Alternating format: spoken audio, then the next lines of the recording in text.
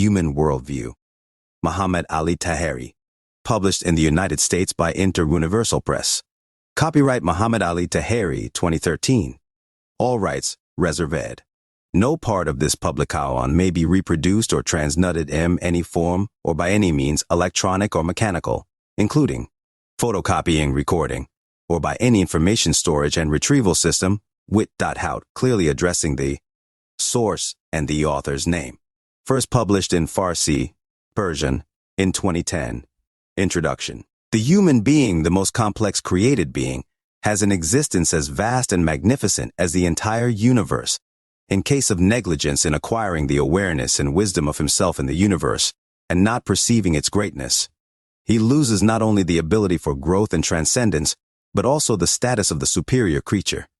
Therefore, he will not attain divine closeness and will always live in trouble and illness. Most human problems are directly related to his point of view about the ltniverse. Whenever his worldview is contrary to the truth and he judges external events and occurrences without awareness of natural laws, he is headed towards inner and external conflicts. Hence, not only will he lose his faith and feel perplexed and exposed in the universe, he will also suffer various types of illnesses due to the resultant emotional tensions. Consequently, living his life struggling with these complications, he will not benefit from his precious lifetime or fulfill his duty. Based on this truth, one of the most indispensable duties of HWNAN beings is to discover the truths of the universe and restore its regulations. In this book, you will find some of the most important principles and regulations that the author has acknowledged, so that you may study, contemplate, and research it. Chapter 1. The role of worldview in life. Human beings have different reactions to each of the events and occurrences around them. The interesting point is that everyone's behavior and thoughts cue also different. And each person has his own unique reaction to the same events, some of which can have a significant role in developing various diseases. As will be discussed, one cause of human diseases is the person's reactions that result from his worldview. Worldview mistakes, incorrect mental worldviews, develop diseases called worldviewing diseases, mental somatic or mind-body diseases in the individual. One, for example, people have often suffered heart attacks, tremors, and other disorders the moment they hear the news about the sudden reduction of gold or foreign exchange price and so on. This has been widely heard of around the world. Due to certainty of these experiences in many people, questions arise. What is the relationship between the prices of gold, foreign exchange, and the like, and the heart function? Why does it cause heart attack in some people and has no negative effects on the others? Or why do some people become ill when they hear of the death of their relatives and friends? Considering that medical science has found no relationship between events and the function of different parts of the human body, so why indeed does hearing a bad news cause positive or negative changes in our body, mind, and psyche emotions? To answer these questions, we first classify the causes of diseases in human beings. People become ill because of the different following reasons: microorganisms contamination, old age, senility and fatigue, accidents, environmental pollution and poisons, malnutrition, absence of body movement, incorrect worldview, mental somatic, or MI, and body diseases, two-faced behaviors too, psychosomatic diseases, congenital diseases and defects, others in above categorization. Incorrect worldview is one of the causes of human diseases. Worldview means the individual's general understanding of the environment and all the events occurring around him. In other words, everything that the human being comprehends from life events passes through the framework of the worldviewing software that is the extracted result of the mind, mental, and the psyche's psychical processing. This framework that automatically defines the individual's reactions to events is a preliminary software program and a filter located at the semi-conscious level. It is programmed consciously and is related to the individual's thinking based on his analytical method. However, its function is revealed unconsciously and automatically.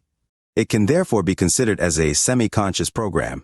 As the above explanation shows, in comparison with the other unconscious human programs, the advantage of the worldview software is that its program can be consciously changed and advanced towards the desired direction. All our emotions and feelings are defined in the psychical body, and all our perceptions, thoughts, understandings, and points of view about life are defined in the mind, mental body. 4. The human mind has 3 sections: conscious, semi-conscious, and unconscious. The operation of the conscious section is related to thought and decision-making. It spends time because it takes time for the mind to process and function consciously and make a decision accordingly. The unconscious section presents people the results of predefined programs without spending time. The reactions of this section do not occur based upon the individual's thoughts and decision-making. Since this part has been programmed mainly in childhood and up to the age of 5 or 6, changing its program in adulthood is extraordinarily difficult. 5, however, the semi-conscious section operates according to predefined programs, institutionalized lifetime data. Its related actions and reactions are performed instantly and inadvertently, and without decision-making, automatically. Different from the unconscious section, the semi-conscious section is accessible and changeable in adulthood, and it can be reprogrammed if the individual decides to consciously change it or if they are convinced of its change. Human worldview, which was formed by childhood institutionalized data and subsequently affected and changed by adulthood accepted data, functions semi-consciously. The reactions of the psyche and the conscious section of the mind also play a role in changing the program. The incidents and events around us are received by the brain's external receivers, or the 5 senses. Then they pass through the world-viewing framework and are evaluated. Worldview defines their weakness or strength, good or bad, beauty or unpleasantness, based on which an individual feels prosperity or misery, lucky or unlucky. Actually, after passing through this framework, the mind's reaction to different events is revealed, and the individual's perception and understanding of the external events is determined. For example, each individual's perception and understanding of subjects such as death, birth, explosion, war, poverty, illness, and so on is dependent on this framework. And it is obvious that everybody has a different perception of such events. After passing through the mind framework and producing mental perception and interpretations, it is the psyche's turn to reveal the psychical reaction to these events and phenomena. In this stage, the emotional reactions will be manifested. The events change to their emotional equivalent, and the feeling of happiness or sadness, aversion, hopelessness, vanity, and the like will appear. In the next stage, the brain reacts in proportion to the mental psychical conclusions through creating chemical messages. These mental psychical moods are translated to the physical language. Finally, the body's reaction will follow. For instance, suppose that some people are sitting in a room and they suddenly hear a loud explosion from outside. Each of the individual's brain auditory receivers, ears, receives the explosion sound, and everybody becomes aware of the explosion. However, each individual shows a different reaction, and the level of fear or horror of each person varies. The reason for this difference is that the data of all events are passed through the individual's personal world-viewing framework and filter, which is called the worldview filter. This filter has been programmed beforehand to analyze and interpret events, and the weakness or strength and pleasantness or unpleasantness of events is determined based on it. It is after this stage that the mind's perceptual reaction to that incident is evaluated, and our perception regarding the phenomena is determined. For instance, in this stage, it will be evaluated whether this explosion is dangerous. Then, the psyche manifests our emotions to that event. For instance, the psyche determines whether the event is pleasing or not. In fact, the psyche's emotional reaction reveals our emotional and sentimental evaluations. Following the evaluation of the mind and psyche, the brain's reaction begins, and the translation of emotional states into the physical language of the body appears as chemical reactions. It is after this translation that the physical effects such as pale skin, hand or body tremor, cheek blushing, and the like appear on the body. For each person, these states are specified and evaluated according to their strength, weakness, pleasantness, unpleasantness, and so on. In general, the meaning that each event carries or the perceptual and emotional load it transfers is defined when passing through this filter. In the above explosion event, all the people do not feel the same level of fear, and so they each experience different reactions. In other words, the same incident elicits different reactions because the strength or weakness of the event will be uniquely specified by each individual's worldviewing filter. Now an important question arises. For instance, does the brain first confront fear and then order secretion of adrenaline, or has adrenaline been first secreted by the brain and after that the person is filled with fear? Based on the evaluation of the worldview filter, which defines the level of fear, the brain is ordered to send out the required reaction. Subsequently, the brain orders the relevant section to secrete chemical messages. In fact, the factor that determines the type and number of chemical messages during different events is the worldview filter. As mentioned, a person first encounters events, evaluates them, and then the chemical reactions are ordered to be produced. Therefore, the section responsible for the evaluation of life events and incidents has the most important role. And we have to program it so that events have minimal impact on us and will not pose a health risk. Here, the brain is only a connector with the role of translating our perceptions and our emotions into the language of the physical body. In medical cures, the transmission of chemical messages via hormones and neurotransmitters is only considered. For instance, if the secretion balance of each chemical compound is disturbed, drugs will be used to restore its equilibrium. However, if before the primary orders are sent to the brain, we program the correct orders in the world-viewing filter, events will no longer be abito change a brain's chemical balance. Now, in the above example, suppose that another explosion happens 1 hour after the first one. In this case, our reaction might not be the same as the former one. Since it is the worldview filter that determines the quality, formation, and type of the messages, in case of repetition, we may have a weaker or stronger reaction. Consider another example. If a person wears a frightening mask and suddenly appears in front of a group of people, there will be as many reactions as there are people. One individual might have no reaction while another might faint. Nevertheless, in case of repetition, the sharper reactions become smoother, and if continued, the fear might vanish. Sometimes people are depressed by events, but will others also be depressed by these same events? Of course, the answer is negative. Everybody sees occurrences and world events through the spectacles of their own worldview, and they see the universe in the color that their worldview spectacles define. Therefore, each person interprets and explains life and the universe according to his spectacles, and the event which depresses someone might not have the same effect for others. For this reason, the worldview filter should be studied anew due to its determining role in many diseases. By correcting our worldview and becoming equipped with the correct ones, we can prevent many diseases and overcome many problems. On the contrary, if an accurate description is not presented for the worldviewing filter, and if no attempt is made for its correction, we will be exposed to numerous problems and diseases. The worldviewing filter is software, and our point of view and instant decisions depend on its programs. Therefore, the method of programming this software is important because it could be programmed correctly or incorrectly.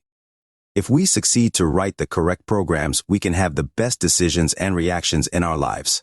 For instance, one person experiences problems and becomes ill and faced with financial issues, but others never experience any psychical, mental, or somatic problems from the same trigger.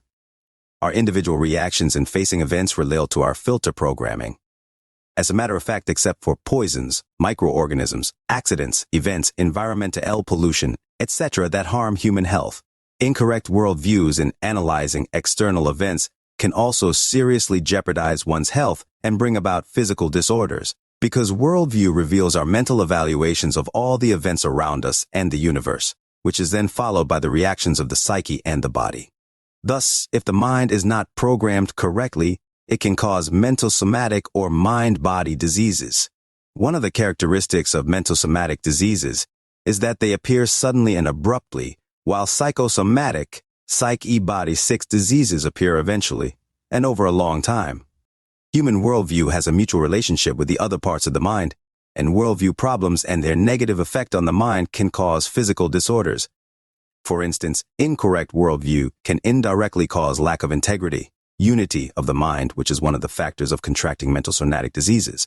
The mind is one of the management sections of human beings, and its subsections, each with their own detailed subsets, include the following: management and organizing the body and cells management, and organizing human perceptions management, and organizing data, archive of information. A disturbed and deranged mind cannot manage the human body perfectly. Thus, a person with such a disturbed mind will be highly vulnerable to diseases that are a result of disturbed cells and body program. Different types of cancers are examples of such disturbances wherein the cells lose their program and are divided constantly, or in other cases the cell's normal functionality decrease and organ atrophy happens. Preventing mind disturbance has been one of H.W. mankind's greatest efforts across time, as he soon discovered that this inner factor is controlling and disabling his thought and is taking him wherever it wants. For several thousands of years, human beings have wanted to control and achieve dominance over their thoughts, but this inner factor that disturbs the mind's integrity is preventing them from doing so. It is anti-Kamaf, acts against the Kamal pathway, since the disturbed mind cannot think properly about the universe and its whyness. This bothering factor constantly drifts the individual around until he finally becomes tired from such mental detours and, without achieving any positive results, stops trying. In general, a person has two groups of cells within himself who are in conflict. Each group of the cells wants to draw the individual towards a direction, one group towards Kamal and the other towards anti-Kamal. One of these anti-Kamal cells is the one that does not allow the individual's mind to remain in present at one moment and place, and to be wherein the person actually is. Talus preventing factor plays with time, pila ce and the like, mind disturbance. For instance, if we are in the present time, it will take us to the past or future, or else it takes our mind from where we are to other places, and sometimes engages it with various subjects that are not related to the individual's present time. A person with a disturbed mind also continues the same processing of the day during sleep. During sleep, the mind has the duty of sorting out the day's data files and placing them correctly, so that they are easily accessible when required, and the person can have a competent memory. Additionally, it removes the stresses and tension of the data created during the day, in order that no tension remains in the body after sleeping. The main duty of the mind's body and cell management and organization is specifying the duty description of bodily constituents through consciousness distribution. If the manager does not present a correct order and duty description for the cells, they will either face abnormal growth, cancers, or decrease in normal function, organ disability. This is because a large part of the body's management energies are dissipated due to incorrect worldview. Some of the problems resulting in dissipation of mind energy are as follows. Excessive engagement of the mind with subjects that have simply nothing to do with the individual and have no important role in his life. Discrimination and multiplicity due to incorrect worldview. Pointless judgments caused by incorrect worldview. Discriminati on a ND multiplicity, seeking the ensign's struggle with the unity of the universe and fragmenting it through bias means multiplicity viewing and discriminating among the universe's constituents. And it wastes a great deal of the mind's energy. There is a verse from Sohrab Saperi 10 that explains this subject beautifully. I don't know why they say that the horse is a gentle animal or the pigeon is beautiful, and why nobody has a vulture in the cage. What does clover have less than the red tulip? Eyes should be washed. Look, 11 grams should be made in another way. The words should be washed. Words themselves should be the wind, should be the rain. Pointless judgments caused by incorrect worldviews. When a pedestrian who is walking through the street evaluates every single aspect of other people's appearance, such as their fatness, thickness, beauty, and ugliness, tallness and shortness, and every now and then even judges their inner characteristics, such as good or bad-hearted, etc., the individual consumes and wastes an extremely great deal of mental energy. Hence, the menace management is disturbed and becomes tired. As a result, the management and handling of the individual's body is disrupted. In general, since the human being's mind energy is limited, a program is required for using THIS energy, which is to be studied under the title of mental energy management. Beautifully. I don't know why they say that the horse is a gentle animal or the pigeon is beautiful, and why nobody has a vulture in the cage. What does clover have less than the red tulip? Eyes should be washed. Look, 11 grams should be made in another way. The words should be washed. Words themselves should be the wind, should be the rain. Pointless judgments caused by incorrect worldviews. When a pedestrian who is walking through the street evaluates every single aspect of other people's appearance, such as their fatness, thickness, beauty, and ugliness, tallness and shortness, and every now and then even judges their inner characteristics, such as good or bad-hearted, etc., the individual consumes and wastes an extremely great deal of mental energy. Hence, the menace management is disturbed and becomes tired. As a result, the management and handling of the individual's body is disrupted.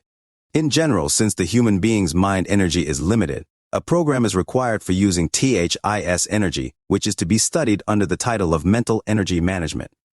The most important worldview principles that rule human life are as follows. Not being equipped with these principles can cause problems and result in diseases. 1. knowledge, understanding, and perception of the universe and its regulations and principles. 2. Knowledge, understanding, and perception of the dipolar world, world of dual contrasts. 3. Knowledge, understanding, and perception of journey and destination. 4. Knowledge, understanding, and perception of the end and the means. 5. Knowledge, understanding, and perception of worldly love. 6. Knowledge, understanding, and perception of peace with God, the universe, oneself, and others. 7. Knowledge, understanding, and perception of time, as emphasis with time. 8. Knowledge, understanding, and perception of the heaven, as emphasis with the heaven. 9. Knowledge, understanding, and perception of integration and unity of the mind. 10. Knowledge, understanding, and perception of emotional maturity. 1.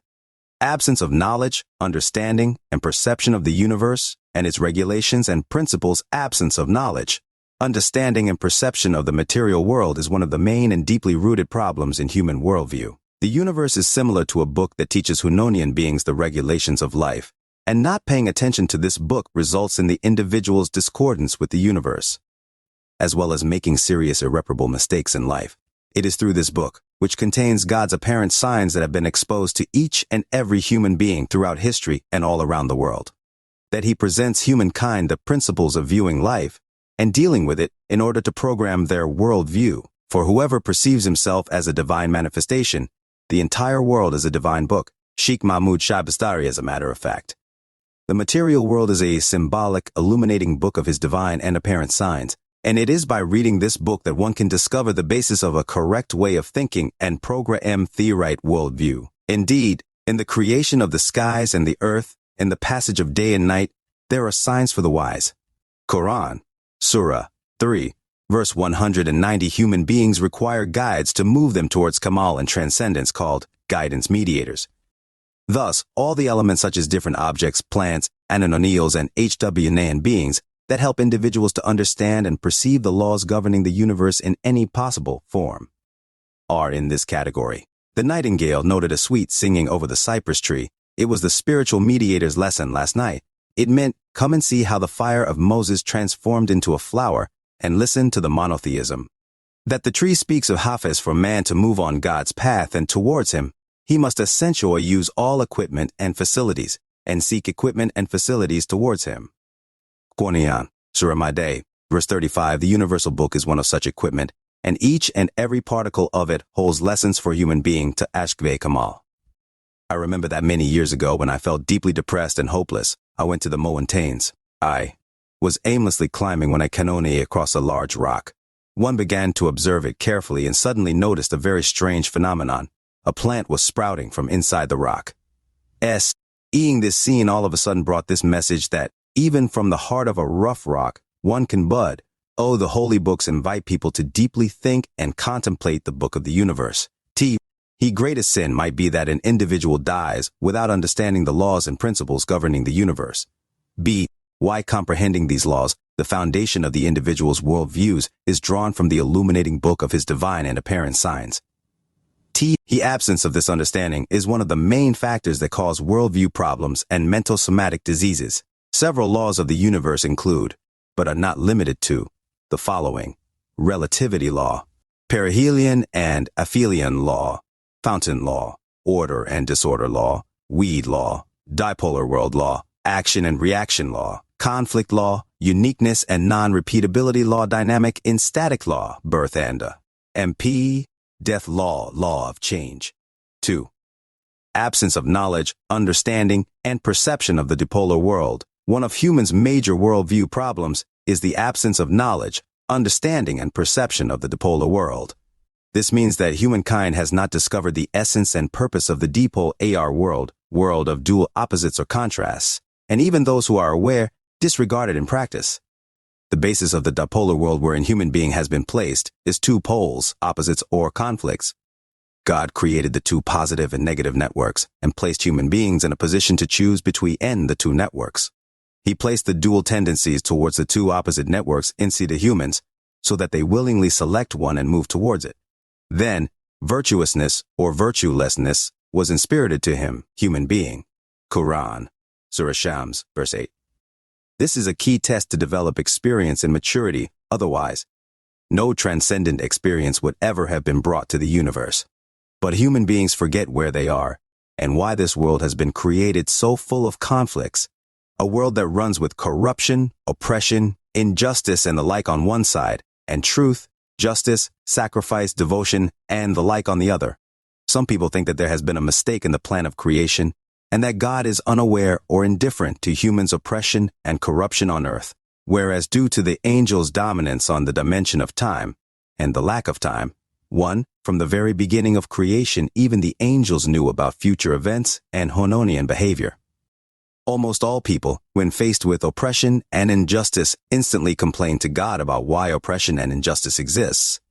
They sometimes cry angrily, "Where is God?" When they find oppression, injustice, poverty, starvation, and the like, they say, "Don't you see how the world is suffering oppression and injustice?" After this complaint, some say, "I don't believe in this God anymore." They forget that the designer and creator of good and evil is God himself, and that if he did not want evil on earth, he would have created a world without any oppression and corruption. If so, this world would have been only for angels, and the art of human beings in overcoming evil would have never been manifested in the universe.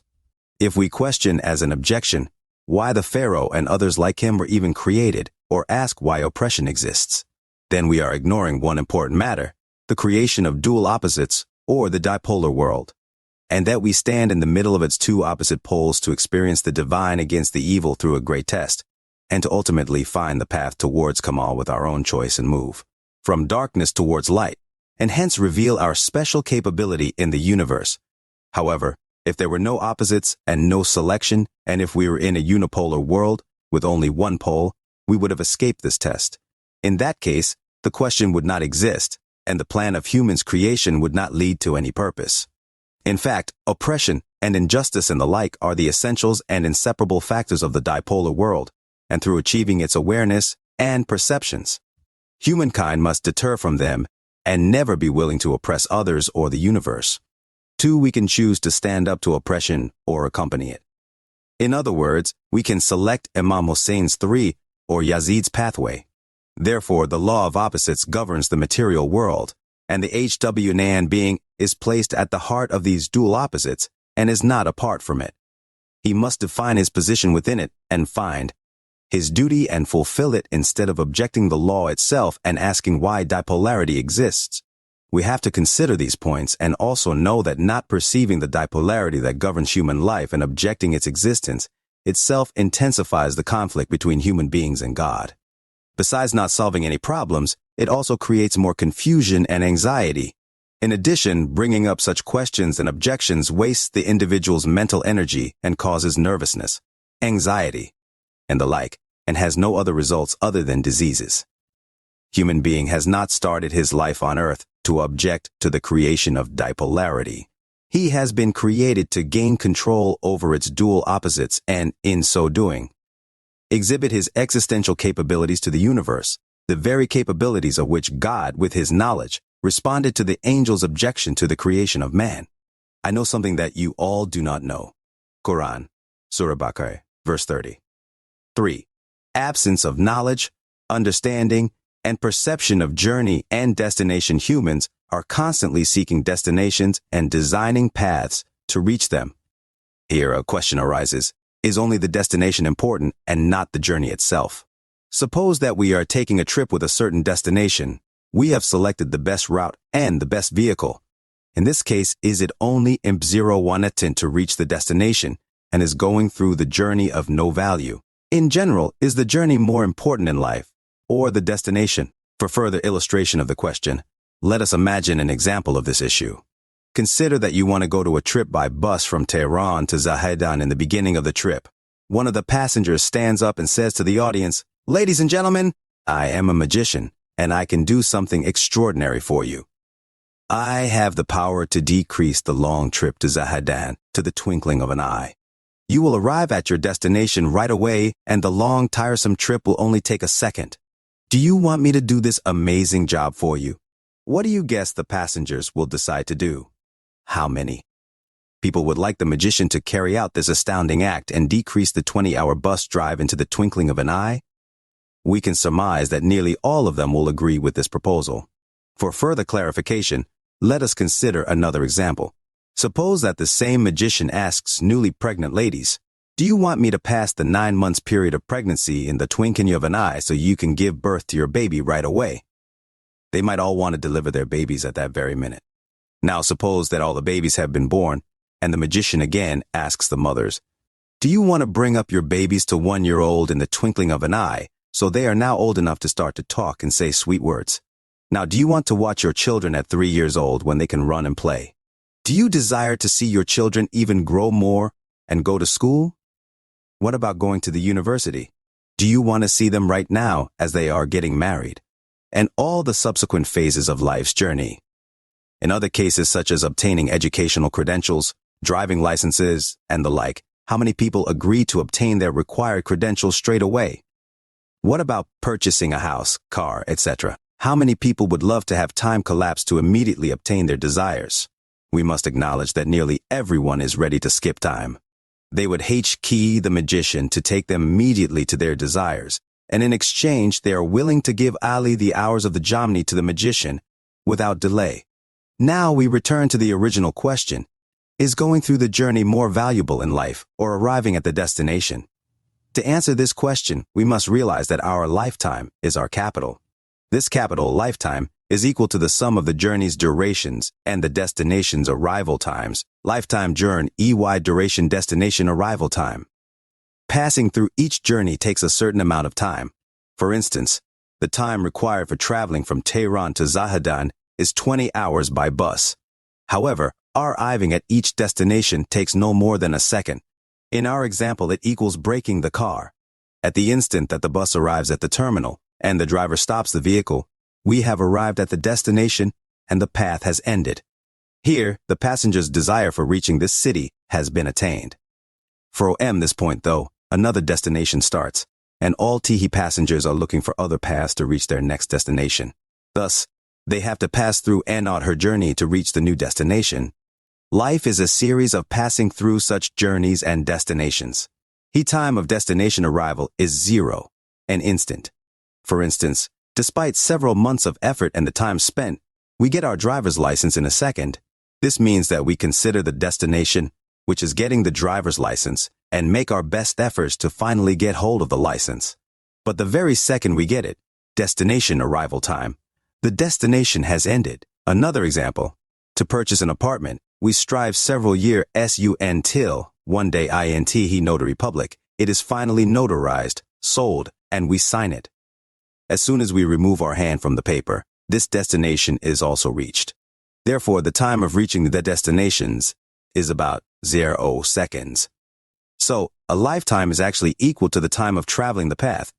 As a matter of fact, life is the journey, life the time of traveling on the path. However, in most people's lives, destinations are only important, and they do not wish for the paths that lead them to these destinations. They all sacrifice the journeys to their destinations because they are extremely eager to traverse the paths quickly and wish for time to pass fast so they can arrive at their desired destinations sooner. These destinations are sometimes places, a city, and sometimes goals like having a baby, obtaining educational certification, purchasing a house, and the like. Human beings are appointing destinations every second. As soon as they determine a destination, they become focused on it and will not notice the path. They are willing to speed through the entire time of the journey in a second and instead attain their appointed goal. Consequently, they do not benefit from the path as they ought to and do not enjoy it. This way, they do not live fully. After having spent years of their lives, everyone declares, "I don't know why life passed in a flash." They are usually unaware that they should blame themselves for not caring for the journey times and only thinking about the destinations. Therefore, a person who spends his lifetime barely thinking about destinations without paying attention to the life's journey has lost his entire life.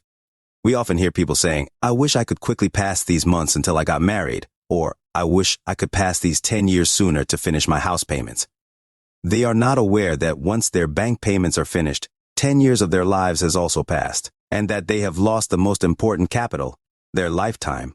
Accordingly, We should never have an exclusive look on our goals and desires, or hope for the time to come when our house payments and the like are over.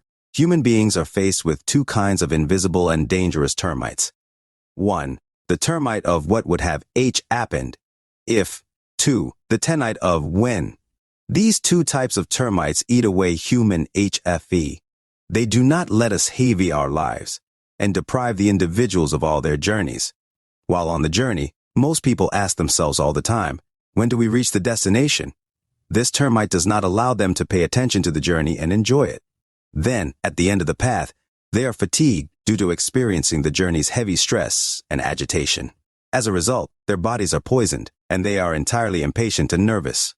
Considering the way that human beings' eyes are fixed on the ends and the way that they are rapid ignoring the journeys, they will suddenly find themselves near the tomb where they meet the same magician who asks them, "Do you want me to help you rush through the death ceremonies and bury you as soon as possible?"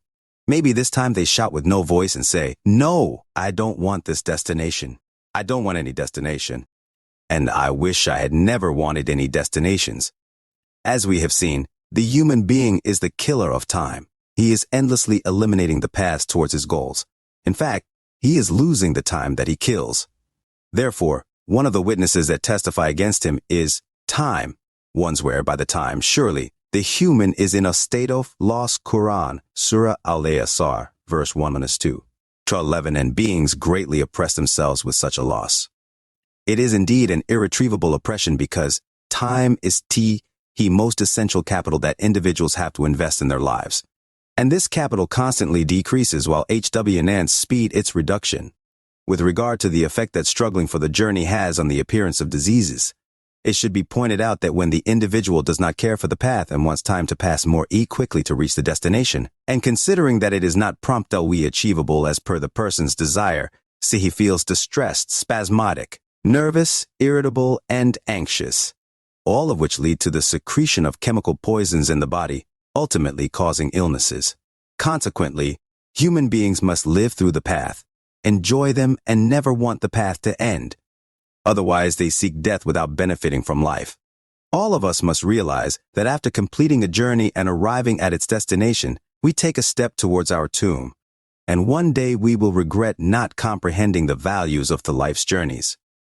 4. Absence of knowledge, understanding, and perception of the end and the means. What is the end, and what is the means? This is an important question that we all face in life. The importance of this question is that all equipment has an expiry date, and if we consider any equipment as the destination, our life foundation will be unstable and may crumble at any moment.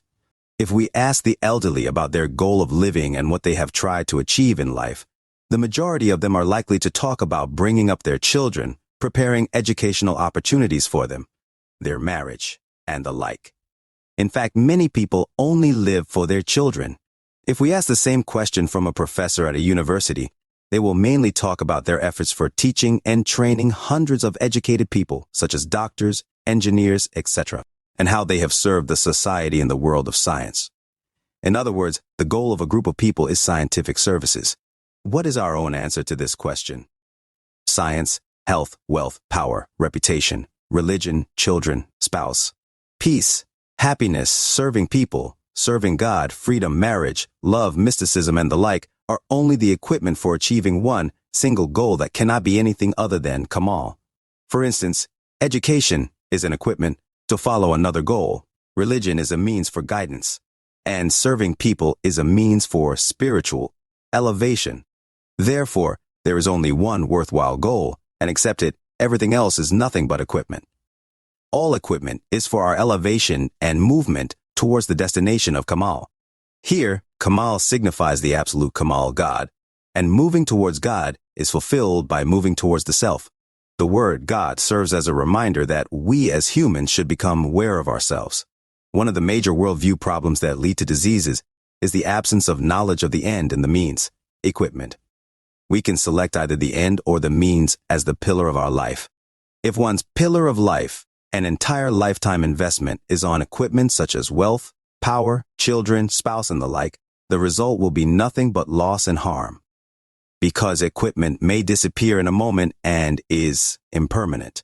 For instance, the child may be undutiful, the spouse may leave or die, and the wealth may be dissipated.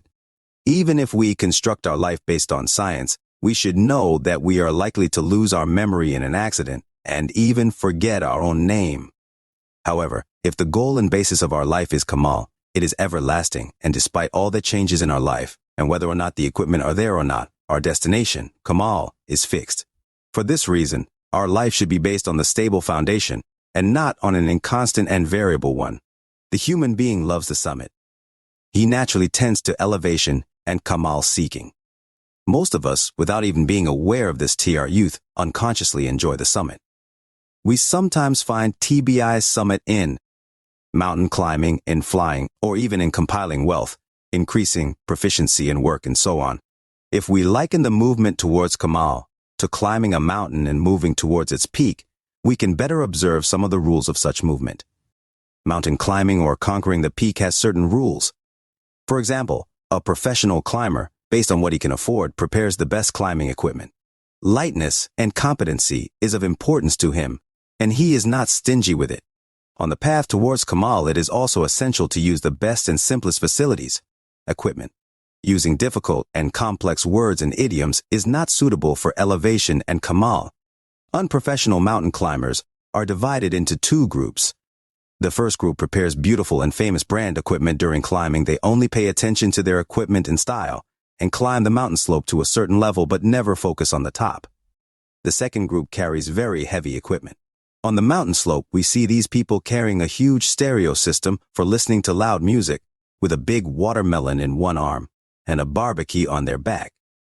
Seeing them, you immediately guess that they do not have the slightest intention to climb the mountain. First, they change their path, and instead of climbing the mountain, turn towards the valley and sit by the river. Then they prepare the barbecue to cook kebab. They put the watermelon in the cold river water and disturb the quiet of the mountain with loud music.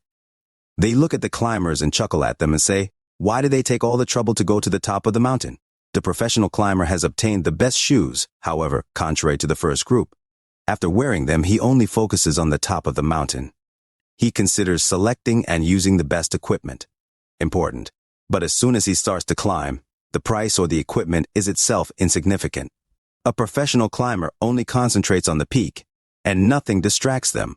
The human being who moves on the pathway to Kamal can also prepare and use the best equipment, facilities for living, but everywhere he goes, his axis of existence 5 should be the axis of Kamal.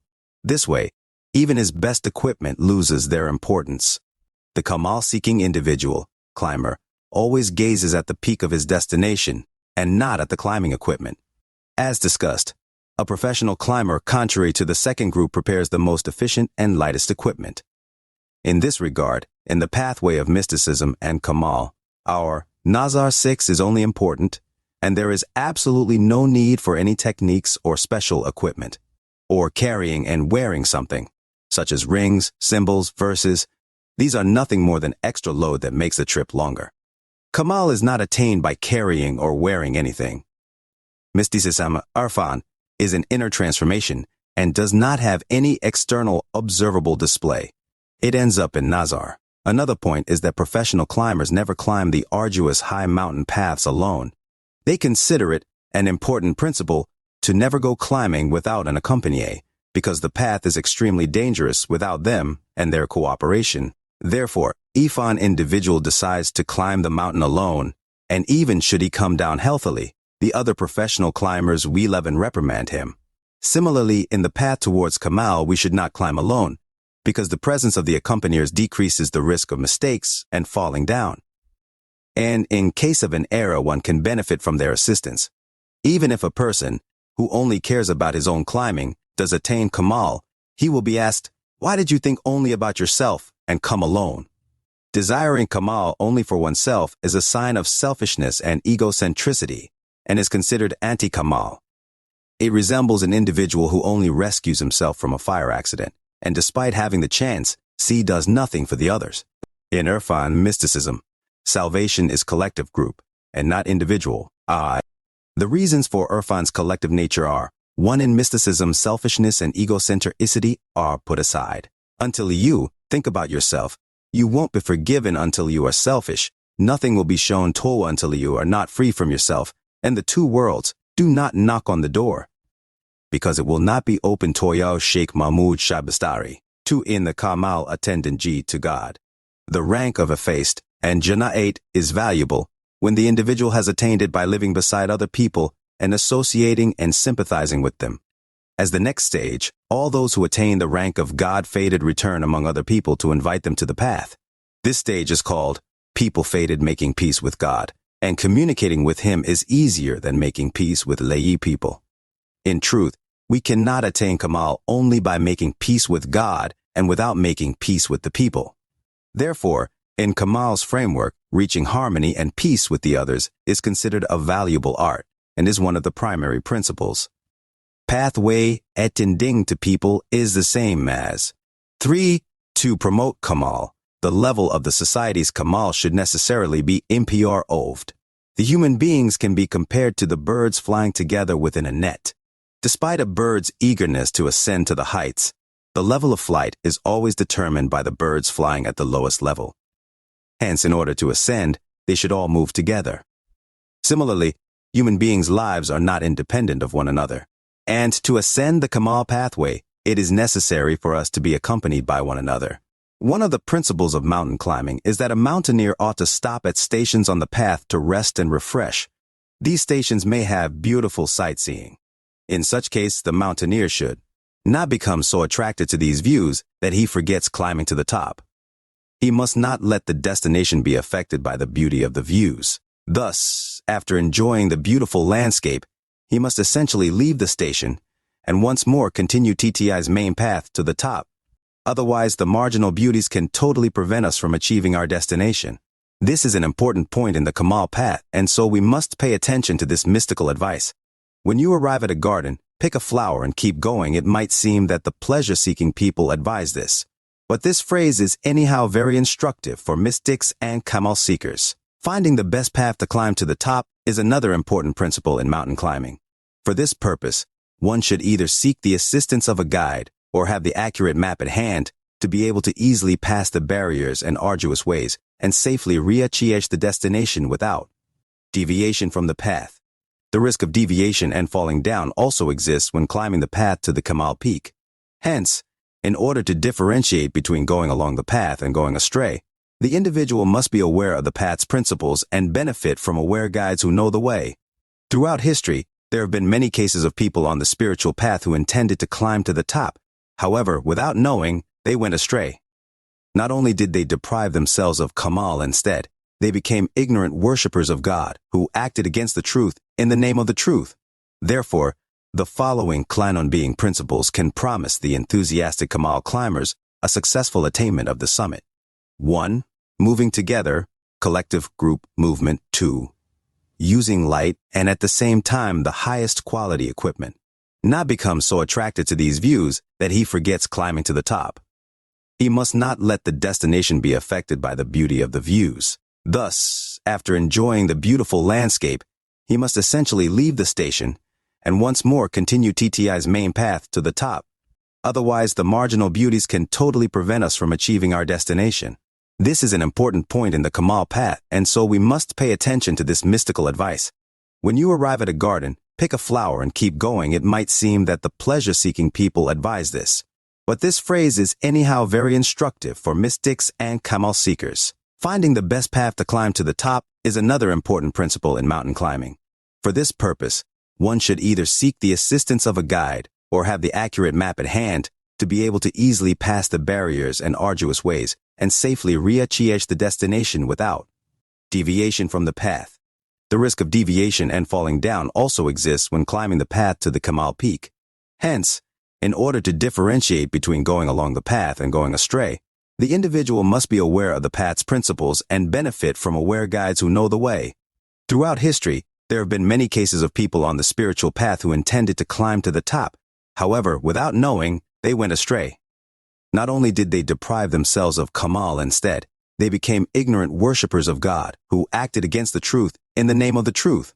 Therefore, the following Klanon being principles can promise the enthusiastic Kamal climbers a successful attainment of the summit. 1. Moving together, collective group movement. 2. using light and at the same time the highest quality equipment.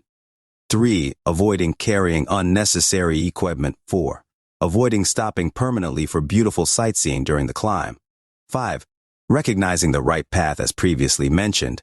One of the worldview problems is that some individuals spend too much of their lifetime and mental energy on children, spouse, or on other people. In a sense, they become the individual's actual goal in life. However, in the journey to Kamal's peak, people are considered companions, and they can only assist us in moving ahead. Furthermore, since the place of spouse, children, and others are studied within this framework, they are never considered barriers to the Kamal path. The main point is for HWNN beings to attain the love and insight that prevents them from making a mistake in choosing their destination, and so, they have no excuse greater than for not following it. What does a human being do with his life when he knows thee? What does he do with his children, spouse, and properties when he knows thee? You make him fall madly in love with thee, and give him the two worlds. But what does thy lover do with the two worlds when he seeks nothing but thee? Maulana Rumi, countless people, due to their incorrect worldview that makes their comparons their actual goal in life, lose their senses and become somehow sick when they lose their beloved persons. As the final point in the mountain climbing metaphor, the mountaineer must sooner or later turn back from the top. Turning back is meaningless in the Kamal journey. However, similar to a mountaineer who is more experienced and ready to confront the problems in returning, the more a Kamal seeker progresses, the more will he become mature and experienced. And the better will he perceive how to reach peace with others and appreciate them together as a group and union. Climbing in high mountains teaches human beings to appreciate their companions. It makes them realize how precious the existence of each companion can be. Let us appreciate each other before we lose each other. Maulana Rumi. 5. Absence of knowledge, understanding, and perception of worldly love. God has manifested the entire universe by love, and his love is the sole reason for their being in the universe. In other words, the starting step of creation was based on love, and all that followed had the same impetus and property. On the first day of eternity, when the ray of God's beauty was manifested, love was created and forged the entire world. Hafiz. Not only is God's love and mercy the one and only reason for their manifestations. Furthermore, what gives human beings a different meaning from other creatures is again love. The human being became the bearer, messenger of love. Whereas all the skies and the earth refused to bear it. The sky could not accept the responsibility, and the lot fell upon me, the madman of his love. Hafiz. This way human being became the only creature who had the ability to understand and perceive love, an ability that the other creatures utterly lack. It is true that all the divine creations have been created based on love, and that they float in it. However, except for human beings, none of them are aware of it, and they cannot consciously enjoy it. Thou. Saki 9, the angel doesn't know what love is. Request a glass of divine wine and pour the rose water on the human. Hafiz, or thou. The angel, tell the praise to God in front of the divine. Tavern door, the human nature has been leavened over there. Hafiz in general, Adamton experiences love through 3 stages. The first stage, I. In this stage, after Adam was prostrated by the angels, he comprehended that the entire ltniverse had been created for him. God even congratulated himself for his creation. And so, Adam focused on himself. After becoming aware of himself, he fell in love with himself. Hence, Adam experienced the first stage of love and was captivated by love for himself. And without paying attention to the recommendations, he drew close to the soul tree of existence 11 to experience it himself. The second stage, at the present time, nearly all of us, as mankind are experiencing this stage. At this stage, we have a dual capability. We can fall in love with both ourselves and someone or something except ourselves. In other words, we fluctuate between our self-love and love for others until our love is shifted completely to others, apart from ourselves. As a result of which we find a manifestation of divine grace and will be free from self-centeredness. A baby is born into this world in a state of self-love. Thus, their desires and motivations are all about fulfilling their needs. They even seek their mother because of their need to eat. Of course, without the sense of hunger, they would not seek their mother, and they could consequently not grow up to free themselves from selfishness after spiritual adolescence and through Kamal and transcendence. The third stage. In the third stage, the human being completely focuses his love on others, except himself. This stage, in which love is turned towards the outside, is the stage of experiencing divine grace. Mercifulness, divine grace, complete attentiveness to others' perfect love, mature love. The sun exhibits complete mercy and shining because it is not concerned about whom it shines upon or what it gains for shining. It never cares about receiving others' praise or hatred. It just shines. So does the tree, which generously presents its fruits to others and never asks whom it feeds or what gifts they give in exchange. This is the characteristic of the mature love. In this experience, the individual's attention is completely diverted to the outside, and there is no sign of the self. We have to learn from the pupil of the eye that sees the others and not itself. Khaja Abdallah Ansari, all the constituents of the universe are in their zenith of perfection, Kamal. But the difference between human being and other constituents is that others are not aware of their existence, Kamal, or their capabilities. Humankind is aware of his existence, and we knowingly move towards becoming merciful. However, except for Hmnans, no other creature is aware of their existence. For instance, the animals, plants, and the sun do not know that they exist. One of the experiences that we gain through the Ena Lela Va'ena Ilahe Rajon, or Ilahe Rajon, 12 symbolic, Halke circle, is moving towards the names of God and perceiving them, such as moving towards mercifulness with awareness. Since all of us will return back towards Him, and He is the merciful, we are all moving towards His mercy. And even in our current life, we can experience His mercy. Worldly love has a role in attaining the stage of love that is the experience of mercifulness. Worldly love is similar to a piece of cheese put in front of a mouse hole to draw the mouse out. Love for others is what brings humans out of narcissism, the first stage of love. Through this element, and by moving away from oneself, human beings find God's love. In truth, loving another person becomes a means of helping the individual separate from himself and attain the experience of rapture and freedom from egocentricity. While you are present, God disappears. You should disappear so that God appears. Asiri Lahiji. Thus, worldly love is a factor that ultimately brings the individual divine love. Love comes this way or that way, either way, it leads us towards Him in the end. Maulana Rumi, in order to reach the highest degree of love, we must proceed step by step through the stages. Eventually, the individual finds the strength and capacity to tolerate the great divine love. Consider it a divine dispensation if you find any loss in worldly love, as figurative love will ultimately bring you divine love. A fighter gives a wooden sword to his son so he can learn how to fight and become an expert in battle. Love is the human being wooden sword in the end. Through this love he becomes merciful. Maulana Rumi.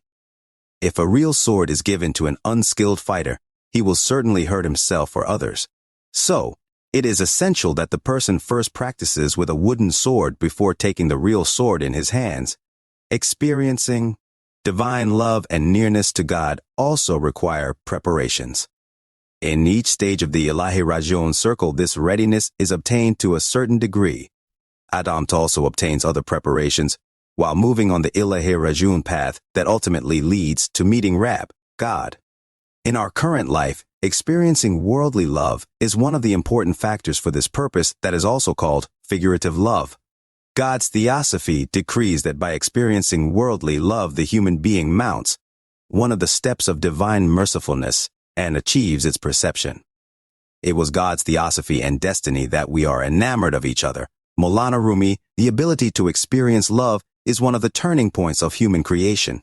Bull in general, humans comprehend love as a type of captivity which enslaves the two sides in a worldly love. However, in the divine plan, worldly love is a means for experiencing worldly unity and seeing only one, perceiving oneness. When a lover sees nothing but one, nothing will distract the person from his/her beloved. And through love, the individual perceives oneness and becomes a true monotheist. Monotheism is the perception of God's oneness, which is achieved through attaining the perception of the unity of divine manifestations or the perception of the unified bodied S of the UN. ltniverse, and the perception, O. A part of this oneness is perceived through the worldly love's experience of oneness. Not only is the staggering design of human beings' ability for such love not aimless, it is also one of creation's masterpieces.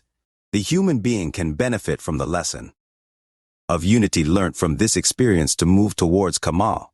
The soul who has fallen in love will never inspire evil. Maulana Rumi here.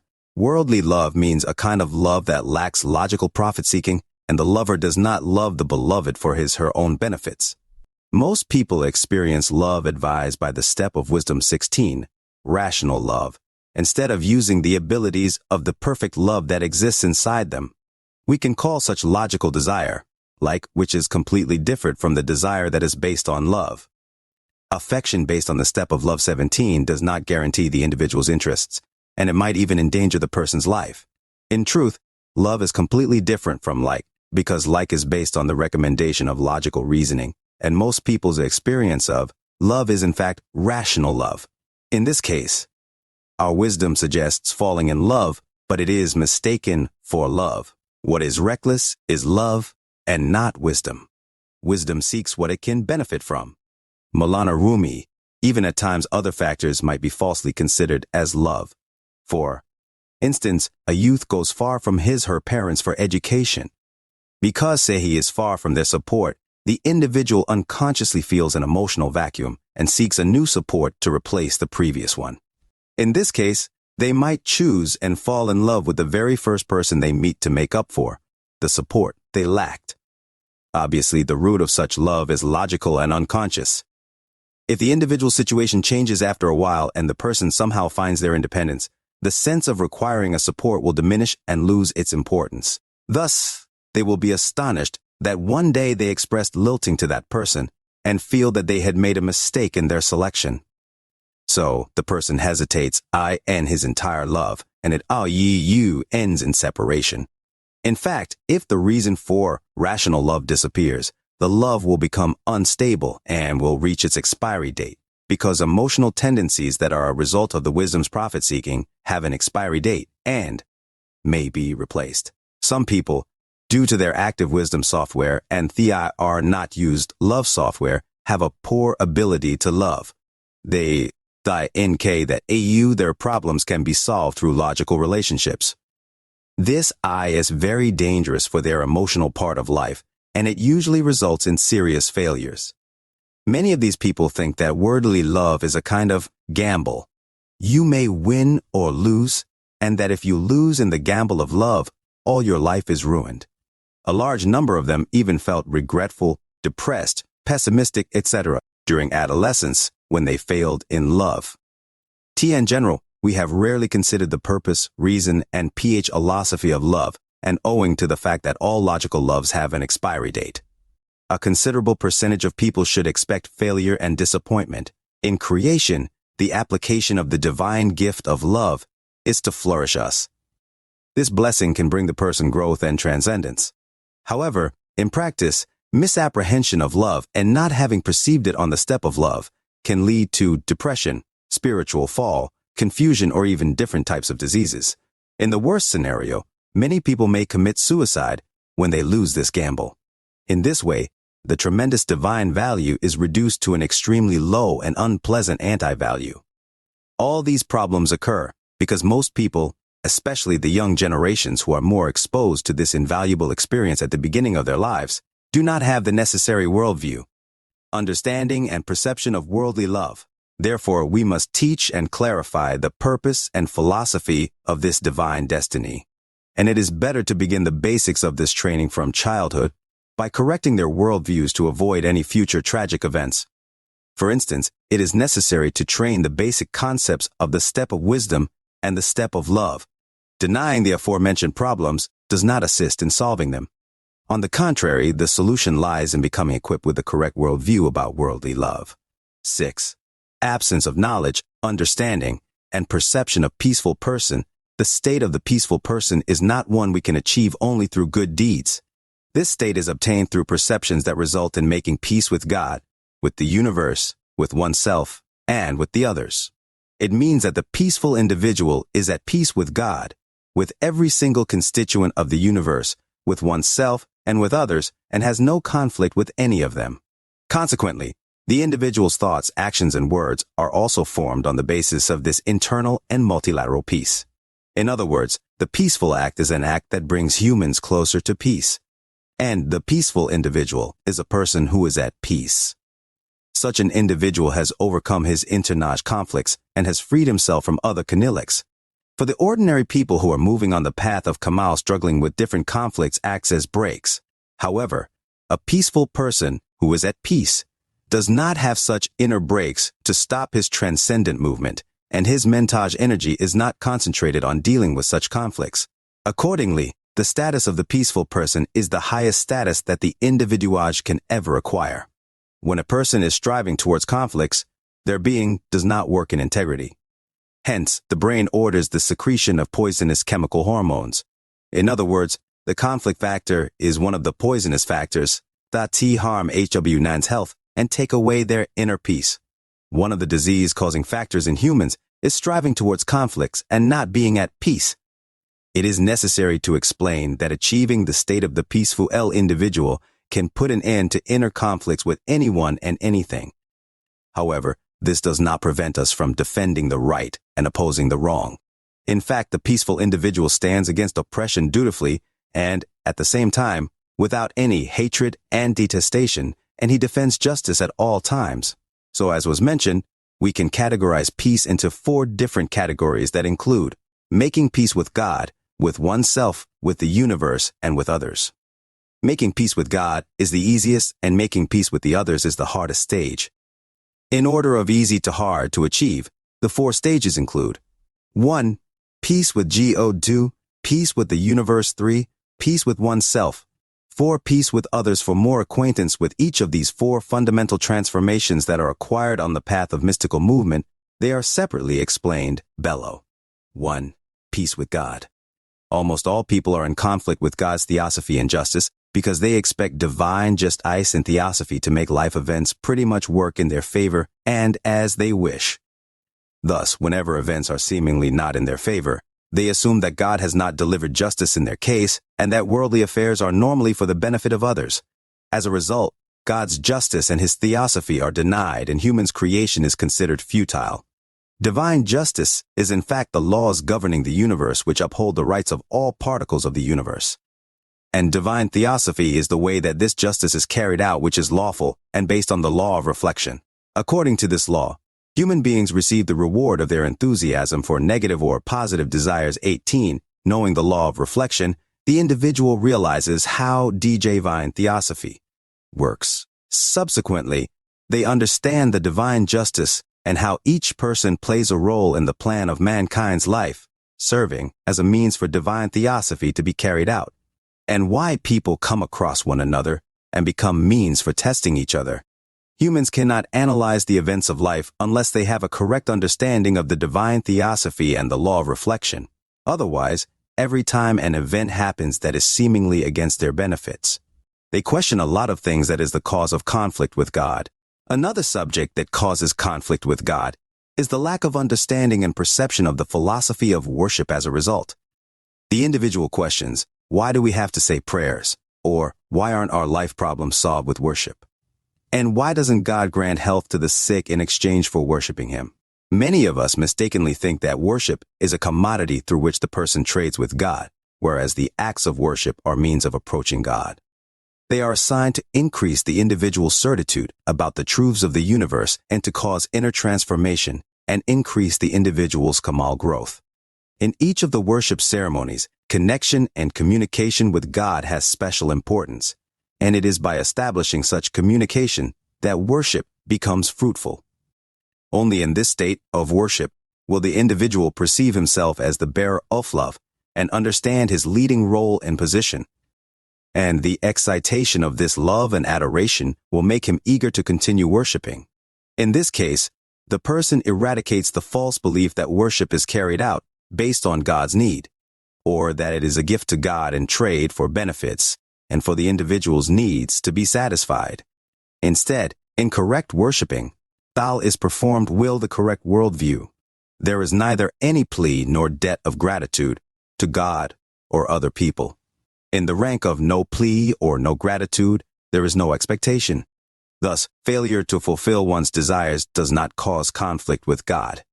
Generally, it can be said that worship is fulfilling one's mission as a worshiper, which brings transcendence.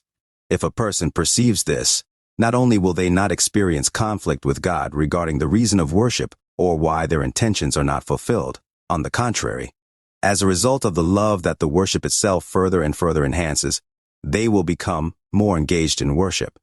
The devout spent all his life desiring for heaven. Hardly was he aware that heaven is having no plea. Sahibi Tabrizi worship is for human growth. But as explained above, a high number of those who worship expect God to fix their lives in return for their worship, to solve their problems in the shortest possible time, and to cure their illnesses and answer their prayers. They consider worship a kind of bribe to God that settles their debt to him. And so, it is God's turn to provide the required facilities and to solve all their issues at once. However, since such expectations are against the philosophy of worship and they are not fulfilled in practice, most of these individuals become depressed the minute they face life issues. At times, even after years of worship, they suddenly turn their backs to God. They stop praying and experience conflict with him. As a result of this conflict, they develop various diseases. If the human being gains the necessary awareness of the philosophy of creation, they will understand God's justice, theosophy, and the philosophy of worship, and thus easily make peace with him. The individual's unawareness makes him believe that God has oppressed him, and so he objects God's theosophy and does not regard him as just. Conversely, we are all created according to a grand and determined plan, and by passing through different stages of lives 19, we are moving towards a valuable goal. This truth is only perceived through the step of love and the awareness of this magnificent plan. An individual who achieves perception and illumination, on the one hand becomes familiar with the land of love and makes deep peace with him through amorous relationship with God.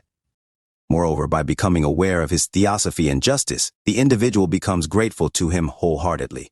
All the different kinds of conflict with God, a few of which were mentioned above, are solved on the movement towards Kamal and through the perception gained on the step of love. Thus, the individual reaches inner peace with the God on high. It should be mentioned that the highest and most beautiful level of peace with God is achievable through the perception of An-al-Haq, I, Anon God, 20, which has a long explanation. 2. Peace with the universe. It is through perceiving the laws governing the universe that peace with the universe is fulfilled. If we consider the literal meaning of the word universe, it is a set of entities including the sacred nature of God to one and all his divine manifestations.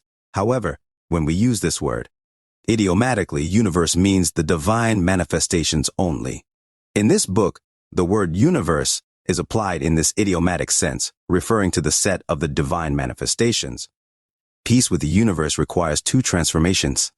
First, the importance of each constituent of the universe is revealed, and the individual who is astounded by the deep relationship between these constituents becomes indirectly attracted to the universe's current of love that has organized this grand set.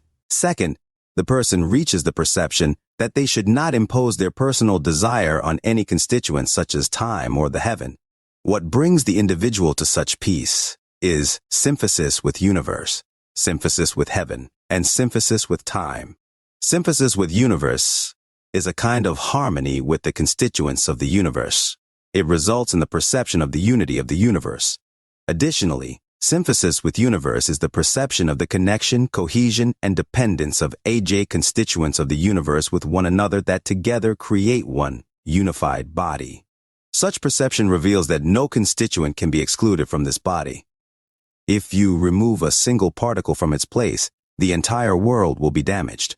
Sheikh Mahmoud Shabistari generally, the existence of every single constituent is meaningful in the context of other constituents. This is called the transverse continuity of all constituents with each other. Regarding time, time continuity is also significant. According to this continuity, every constituent is meaningful along its past and future and is considered inseparable from both.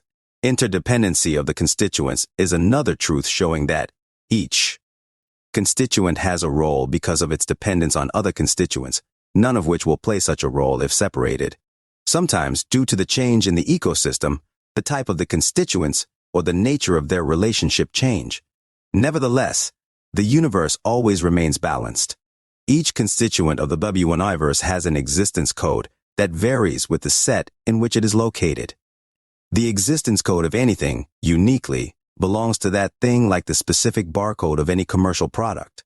For instance, a liver cell has a role and activity in the liver that would not exist outside of the liver anymore. This means that this cell has an existence code that will change if it is separated from its related set.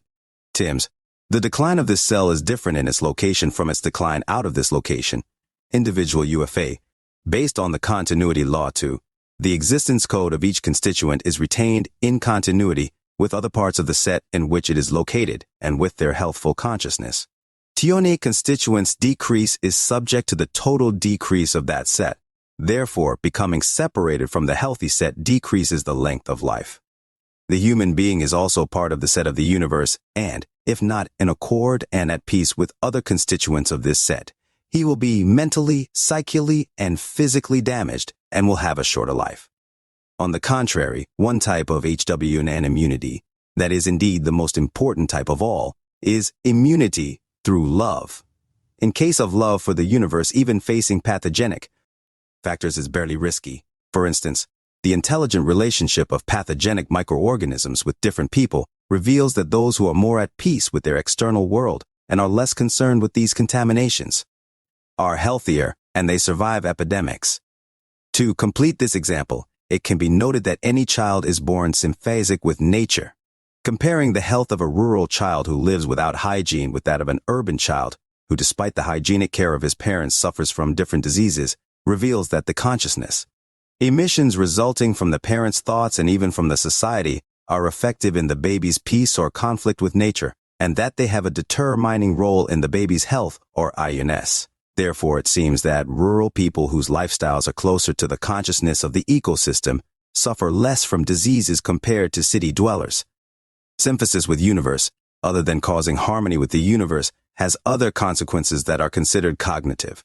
One of these consequences is the perception of God's magnificence in each and every constituent of the ltniverse. The person who achieves such perception sees the divine manifestation, which is nothing but beauty, in everything through his heart, and achieves the state of gratefulness. The opposite of gratitude is blasphemy, which means hiding the truth.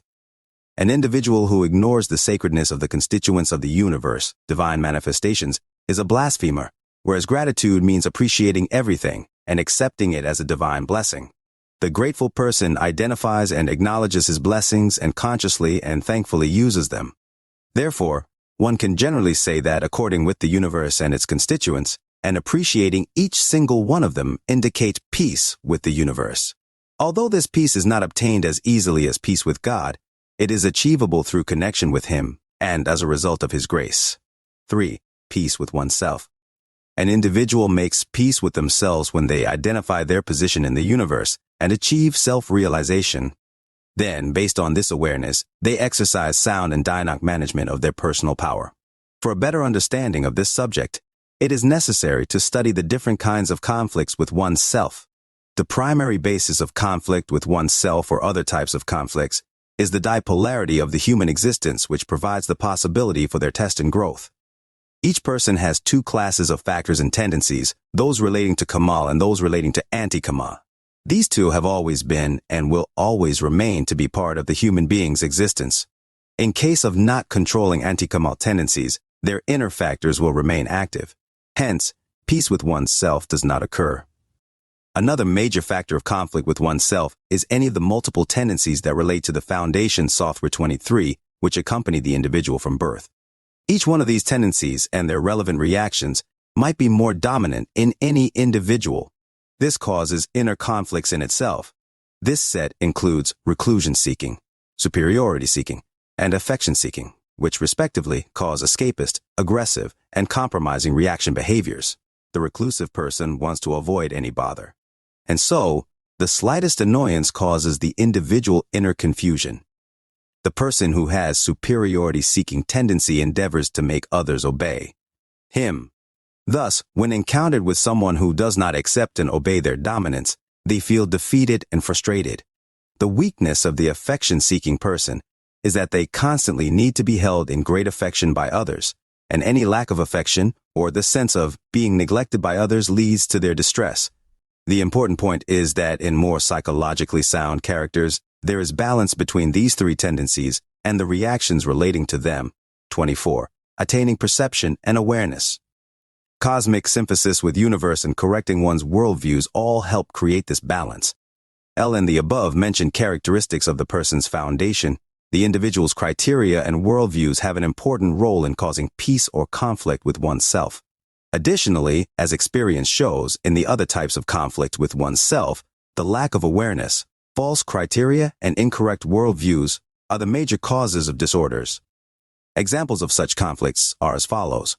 When the individual is not ready to encounter social, political, economic, and cultural conflicts, they easily lose their inner balance when they are confronting with such issues.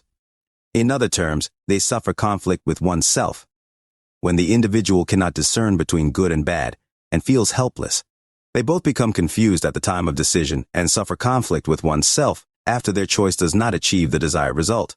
Without conformity and coordination between the individual's action and thought, the least damage they sustain is the increase of internal stresses which finally lead to psychosomatic diseases.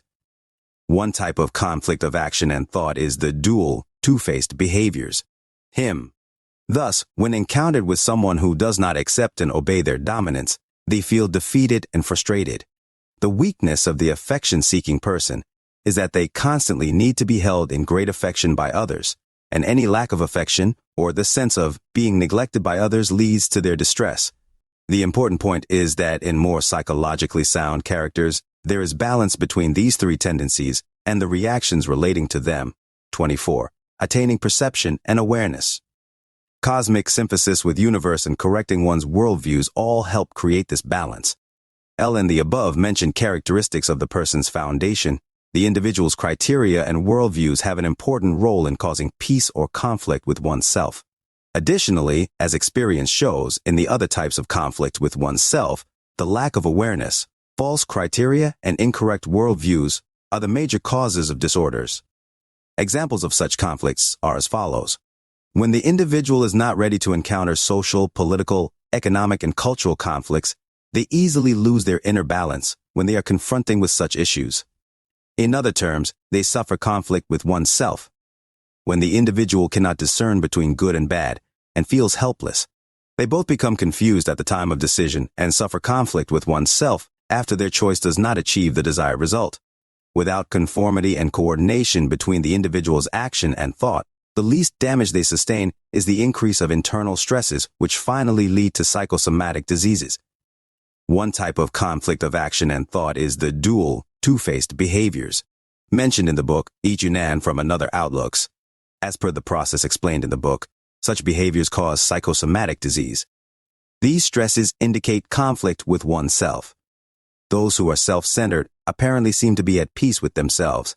However, narcissism highly increases the individual's vulnerability. Thus, contrary to what we imagine, such individuals suffer from intensive inner conflict. Those who find a large gap between their real state and their ideal character have conflict with oneself, and this conflict and their defensive psychological response 26 can even make them go mad. For instance, many people who are in mental care centers and suffer from the delusion that they are specific scientific, military, and the like characters have the same experience. Such individuals' anxiety and confusion leads to defensive psychological response and the consequent disorder that makes them believe they truly are their ideal and favored character. In fact, the defensive self, in charge of the defensive psychological response, with the help of the body and cells management, part of the mental body, 17, cuts the connection between the executing self and the ideal self. Thus, the individual considers himself the ideal self. For instance, in mental care centers, we might have patients that believe they are apostles of the Savior, or Hitler, Napoleon, and are all considered to have lost their minds. In addition to the above cases, there are also other similar examples of conflict with oneself. Whatever the case may be, the conflict-causing factors mentioned in each of these examples are barriers to peace with oneself. Controlling and managing all these factors necessitate an awareness and perception that is the cause of the individual's broad and deep self-realization. I have many conflicts inside of me, each one with their own opposite effects, with them coming and going every moment. How am I supposed to be at peace with others? See the armies of my conflicts, each at war with one another. When you realize such a harsh war inside yourself, how can you waste your time fighting with others? Maulana Rumi, in sum, there are a variety of potential inner conflicts in human beings, some of which include 1. Fundamental conflicts CT, good and evil. 2. The primar Y conflict that is born with us as part of our foundation. Affection seeking, reclusion seeking, and superiority seeking. 3. Conflict between the executing self and the ideal self. 4. Conflict between one's action and thought. 4. Peace with others. Conflict with others is the main barrier on the path of Kamal and IN, achieving the rank of the peaceful. If we consider the 4 mentioned aspects of peace as the 4 stages of the Kamal path, the most difficult to traverse is peace with others. It is therefore regarded as the Ma-in stage in achieving the rank of the peaceful. There is only one way for resolving conflicts with others and achieving peace with them, and that is to achieve awareness and perception such as perception of the magnificence of the beloved 28, perception of Analhaq, perception of the unified body 3, and so on. As a result of such perception, the individuals find the place of others in Kamal path and realize the dignity and sanctity of each constituent of the universe as a divine manifestation. This perception reduces their tension and conflict with others and brings them closer to the rank of the peaceful. One of the differences between the human beings and other beings is that humans have no fixed and predetermined behavior, and every second, and based on their will, they can create new existential effects, such as thought, conduct, and words. In other words, the human being is a creator within his own limits and capacity is 3, and when communicating with other people, he exposes others to his diverse existential effects.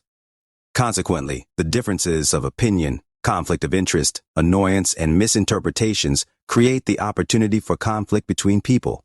Therefore, it is possible for a person to have realized the sacredness of each constituent of the universe through the perception of the universe's unified body, and to have achieved the state of peace with the universe, but at the same time, not to be easily freed from conflicts with other people. In this state, the truth that each individual is a divine manifestation becomes neglected and people lose their sacredness and respect in each other's eyes.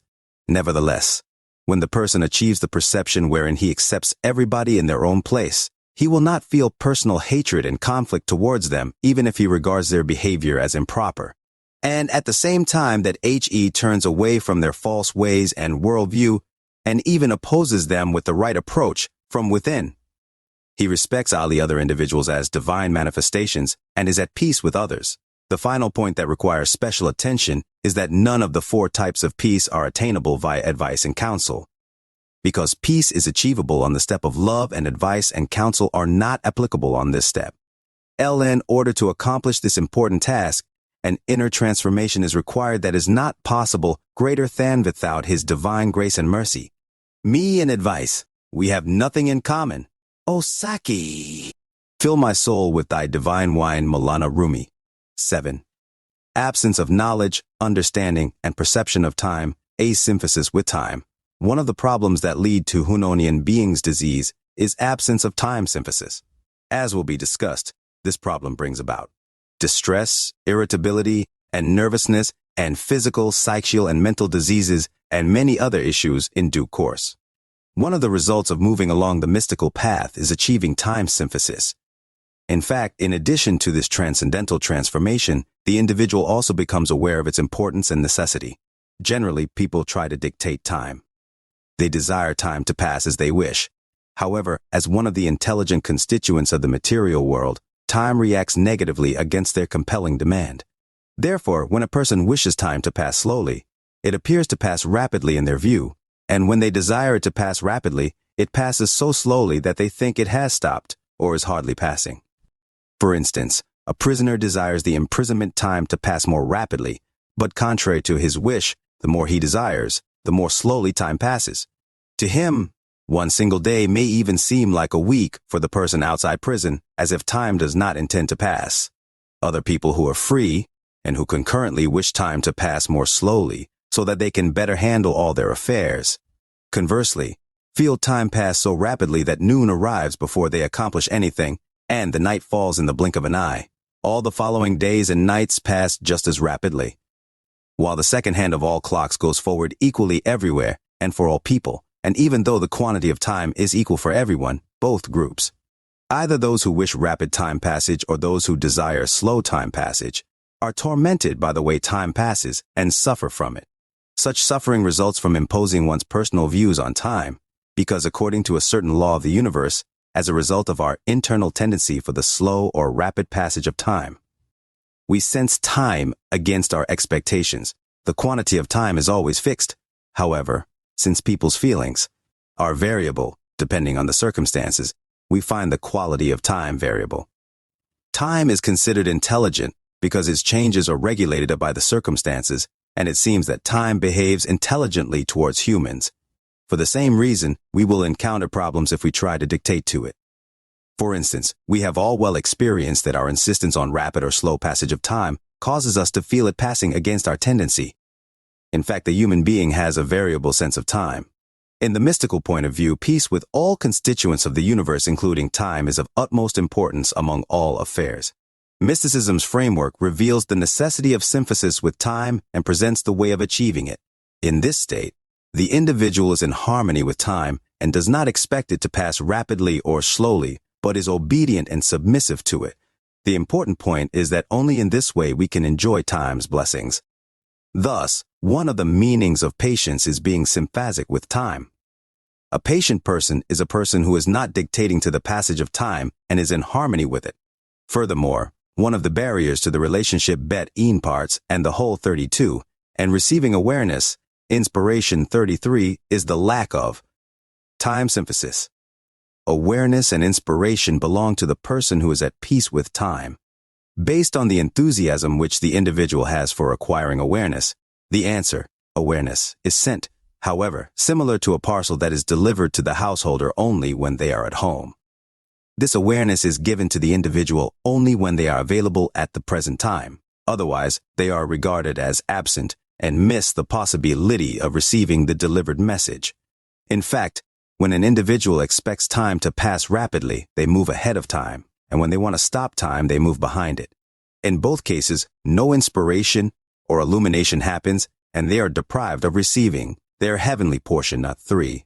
Therefore, mysticism increases mystical achievements by creating harmony with time, because both receiving inspiration and the qualitative transformation of the human existence, gained through the connection of parts and the whole, depend on time synthesis, and are achieved as an infrastructural transformation in the mystical movement. In other words, time synthesis is one of the elevating factors in the path of Kamal, and the individual who has enthusiasm for transcendence realizes the importance of this harmony, and discovers its wholeness and hence moves towards its fulfillment. As discussed in the Journey and Destination section, the majority of people are not keen on traveling the life's journey, which is time-consuming, and tend to have time collapse to reach their destination. Thus, man is the killer of time, and one of the constituents that will testify against him is time. In other words, humans often oppose the passage of time by only thinking about reaching their destination. Like so, time is ignored, and based on universal laws, it intelligently stands against the Hunonian being and disappoints him by not allowing the individual to optimally benefit from life. And so, the individual resists against the Ilahi Rajun movement, which is considered an oppression to oneself, because time, in turn, reacts against this resistance and practically limits the individual's opportunities. I swear by the time, surely, the human is in a state of loss. Quran, Surah Al-Asr, verse 1-2. One of time's reactions is its reaction to the human being's excitement and dinner worries. Lieutenant seems that with the generation of false excitement, the sense of time also becomes faster. Namely, with the increase in false emotions and stresses resulting from the progress of technology and promotion of mechanized life, we feel rapid time passage. For example, 50 years ago, people had a more stretched sense of time. That is, a day was felt longer than it is felt today, and obviously in 50 years' time, the passage of time will be felt much quicker than today. In addition, the sense of time is shorter in the city than in the village. The reason for this phenomenon is that the level of excitement and rush is higher in the city. Thus, the urban population feels time pass much faster than those living in the village. The city rush and hurry indirectly tends time not to pass. People's rush shows that they want to have more time to spend, and this is a type of dictating to time.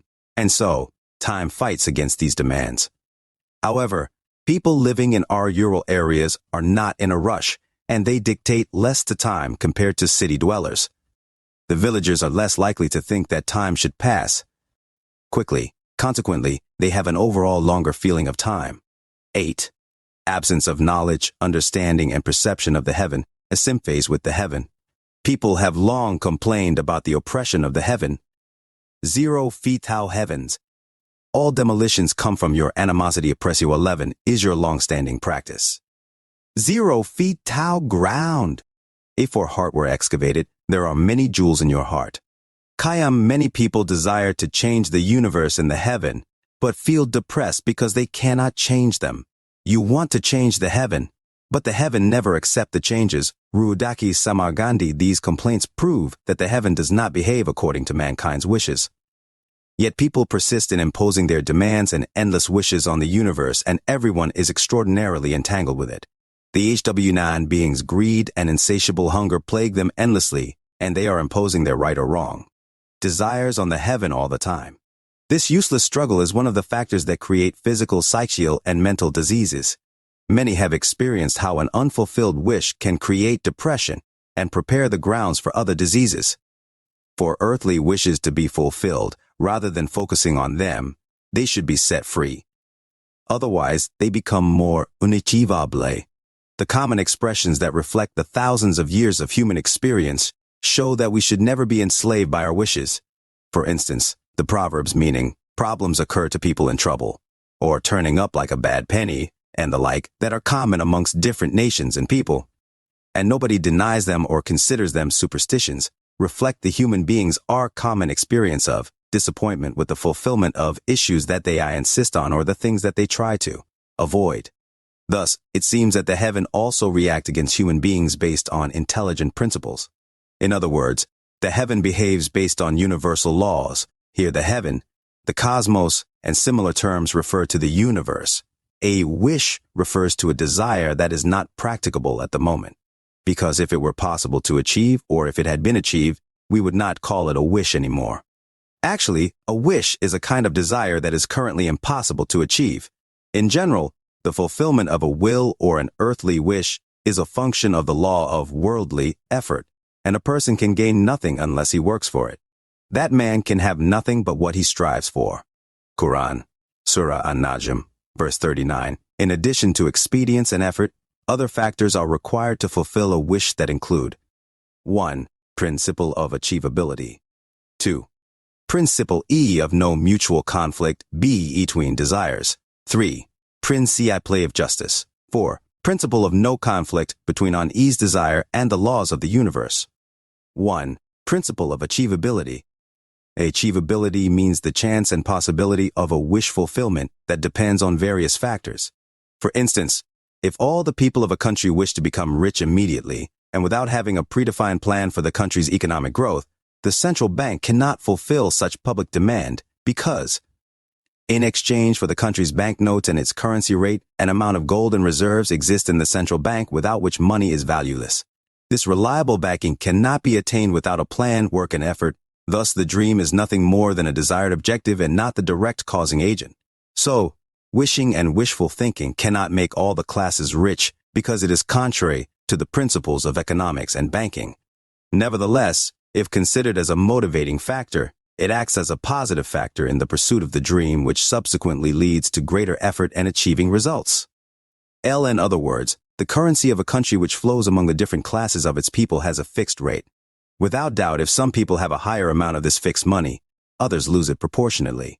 Therefore, the dream of everyone becoming rich is not achievable without a precise economic plan that can bring remarkable economic growth to the country, and mass efforts, which depend on the effort and positive thinking of the public. In addition, to achieve such a wish, it is essential to devise a framework for fair distribution of wealth among different social classes. For this reason, only imagining becoming rich does not make everyone wealthy. We will give another example to discuss the principle of achievability of wishes. Throughout history, millions of people wish to travel to the moon and to walk on its surface, but in reality how many had their wish fulfilled. The percentage of such people is almost zero because compared to the millions of mere wishers on Lie, a few have been able to walk on the moon, which is considered insignificant. Thus, for the millions who wish so today, the achievability is zero. However, traveling to the moon might become common in future, similar to the dream of flying in the sky that despite never coming true for billions of people, is something commonly achievable today, and no one thinks of it as a dream anymore. 2. The principle of no mutual conflict between desires. Obviously, it is not possible for all people to achieve all they wish for because man-I of the individual's desires conflict with OTHR people's. In fact, if all wishes were to be fulfilled, mankind would face man-Y problems since man-Y of his worldly desires and wishes are in conflict with one another. Consider these simple examples. At the same time that a farmer desires rain, others who are heading out on a picnic wish for sunny weather to better enjoy their tea, me out. Or people driving at the end of a lane of traffic, moving slowly towards a green traffic light, want the light to remain red for the other roads until they cross the intersection. In conflict, the people stopped behind the red traffic light want it to change quickly to green. In both of these examples, the opposite desires of the two groups cannot be fulfilled by the heaven. In the more obvious second example, if the heaven fulfills the demand of one group, they have acted against justice and unfair to the other group. Thus, it is impossible to fulfill the desires of all the above groups in either situation at the same time. 4. The principle of no conflict between demand S, one's desires, and the laws of the universe. This is another principle that prevents the fulfillment of all desires. The laws relating to the foundation and management of the universe have created an order that cannot be disturbed by any ill or ish. Fully comprehended. It leads us to never expect it to change as per our personal desires. Natural events such as earthquakes, lunar and solar eclipses, lightning, storms, and the like demonstrate that despite people's fear that arose from their ignorance in the past, they still constantly recurred. And people's wish to stop them from happening could not prevent or eliminate them. Such natural events undoubtedly occur in accord with the universe's laws, and human desire exerts no control on such phenomena. It all points to the conclusion that nothing can violate these principles. Some people ignore these principles and try to popularize wishful thinking and introduce the heaven as obedient to the influence of people's words and thoughts. On the contrary, through careful consideration of the provided examples and explanations, it is realized that fulfilling all demands and wishes is impossible. We also find that not only are the heaven not appointed to follow humans' desires, but it always acts against a person's persistent entreaties that contradict the laws of the universe. Therefore, we should not be haunted by our dreams and dictate to the heaven, because the consciousness that rules the heaven stands against the fulfillment of such entreaty. Instead, after briefly skimming one's worldly maches, which can sometimes be a factor for effective actions, the mind should be released from them forever, as if they never existed. Worldly desires that are of least consideration and are set free will be fulfilled easier than those we have hung on to in our mind. In other words, if after a brief attention, Nazar 35 on our wishes, we clear them from our mind, we will not encourage the heaven and the universe to go against their fulfillment. This way we also show that our minds are not slaves to our world. Why? Demands. If the mind obsesses over distant and unreachable worldly wishes, they will consume all our mental energy and after a while, confuse us in a way that we cannot think rationally even about the simplest life problems. Furthermore, the pest of wishful thinking, desiring our wishes to be fulfilled spontaneously and effortlessly, prevents us from finding solutions, managing, and taking innovative measures. Instead, it turns us to a wishful thinker that constantly fantasizes about finding a treasure, obtaining huge wealth from clay heavens and the like, and departs us from reality. It should be noted that contrary to worldly demands, spiritual wishes should capture the entirety of the individual's existence in mind and shape them. Because even the human behavior, speech, and thinking eventually take the shape of what we have on our minds. If you think about a flower, you are a flower, and if you think about a nightingale, you are a nightingale. You are a constituent, and God is the whole. If you think about the whole during the day, you will be the whole. Fa'ami thus, how amazing is it for the human being to take the shape of the divine thought instead of a non-spiritual desire? Yet, Many people have taken a materialistic shape, following nothing but their non-spiritual worldly desires. So long as you seek jewels, you are a jewel. So long as you seek daily bread, you are bread. If you realize the secret point, you find everything you seek, you are. Maulana Rumi, one of the goals of the world of mysticism is for individuals to focus on spiritual desires and constantly think about attaining transcendence and Kamal. If the sufficient enthusiasm for taking the Kamal pathway emerges in people, and if their entirety of existence is captured in that pursuit, their worldly desires that are the cause of dictatorial attitude towards the heaven will eventually vanish. Furthermore, when people are sympathetic with the heave, harmony with the universe and perceiving the way of accompanying with it, as a result of the transformation that takes place, the individual can completely release their non-spiritual wishes after considering them briefly. Nazar.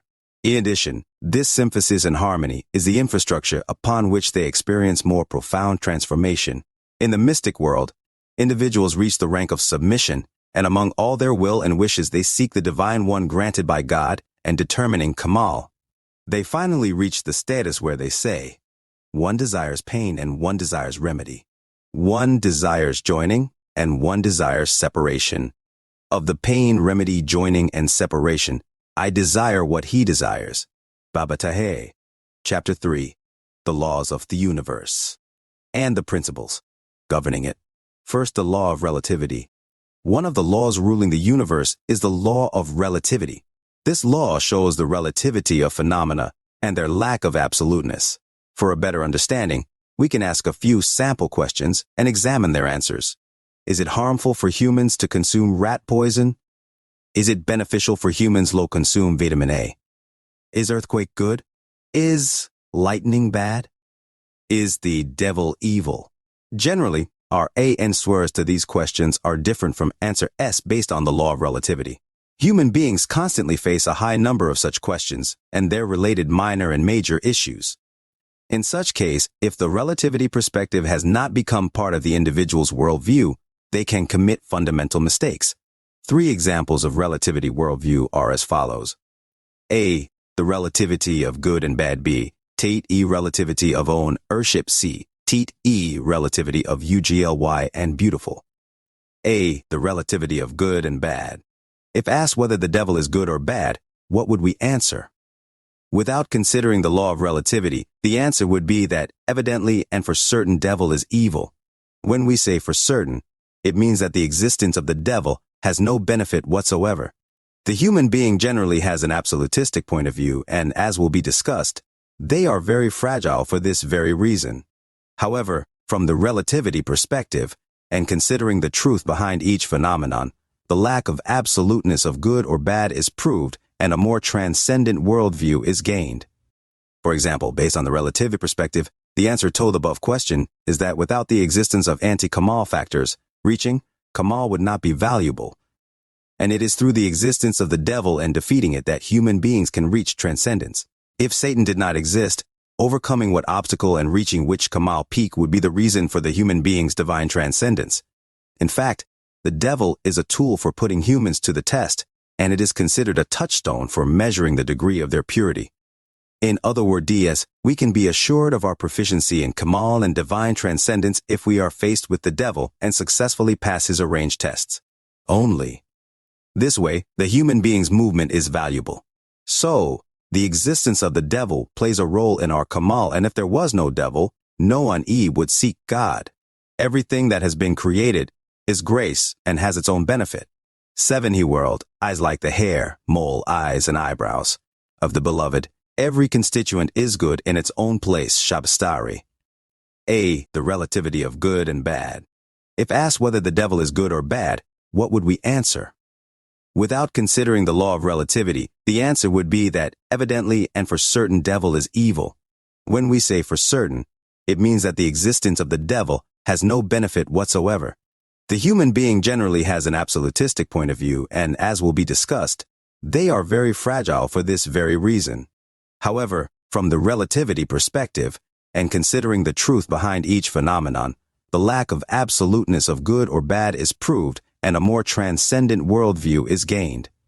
For example, based on the relativity perspective, The answer to the above question is that without the existence of anti-Kamal factors, reaching Kamal would not be valuable.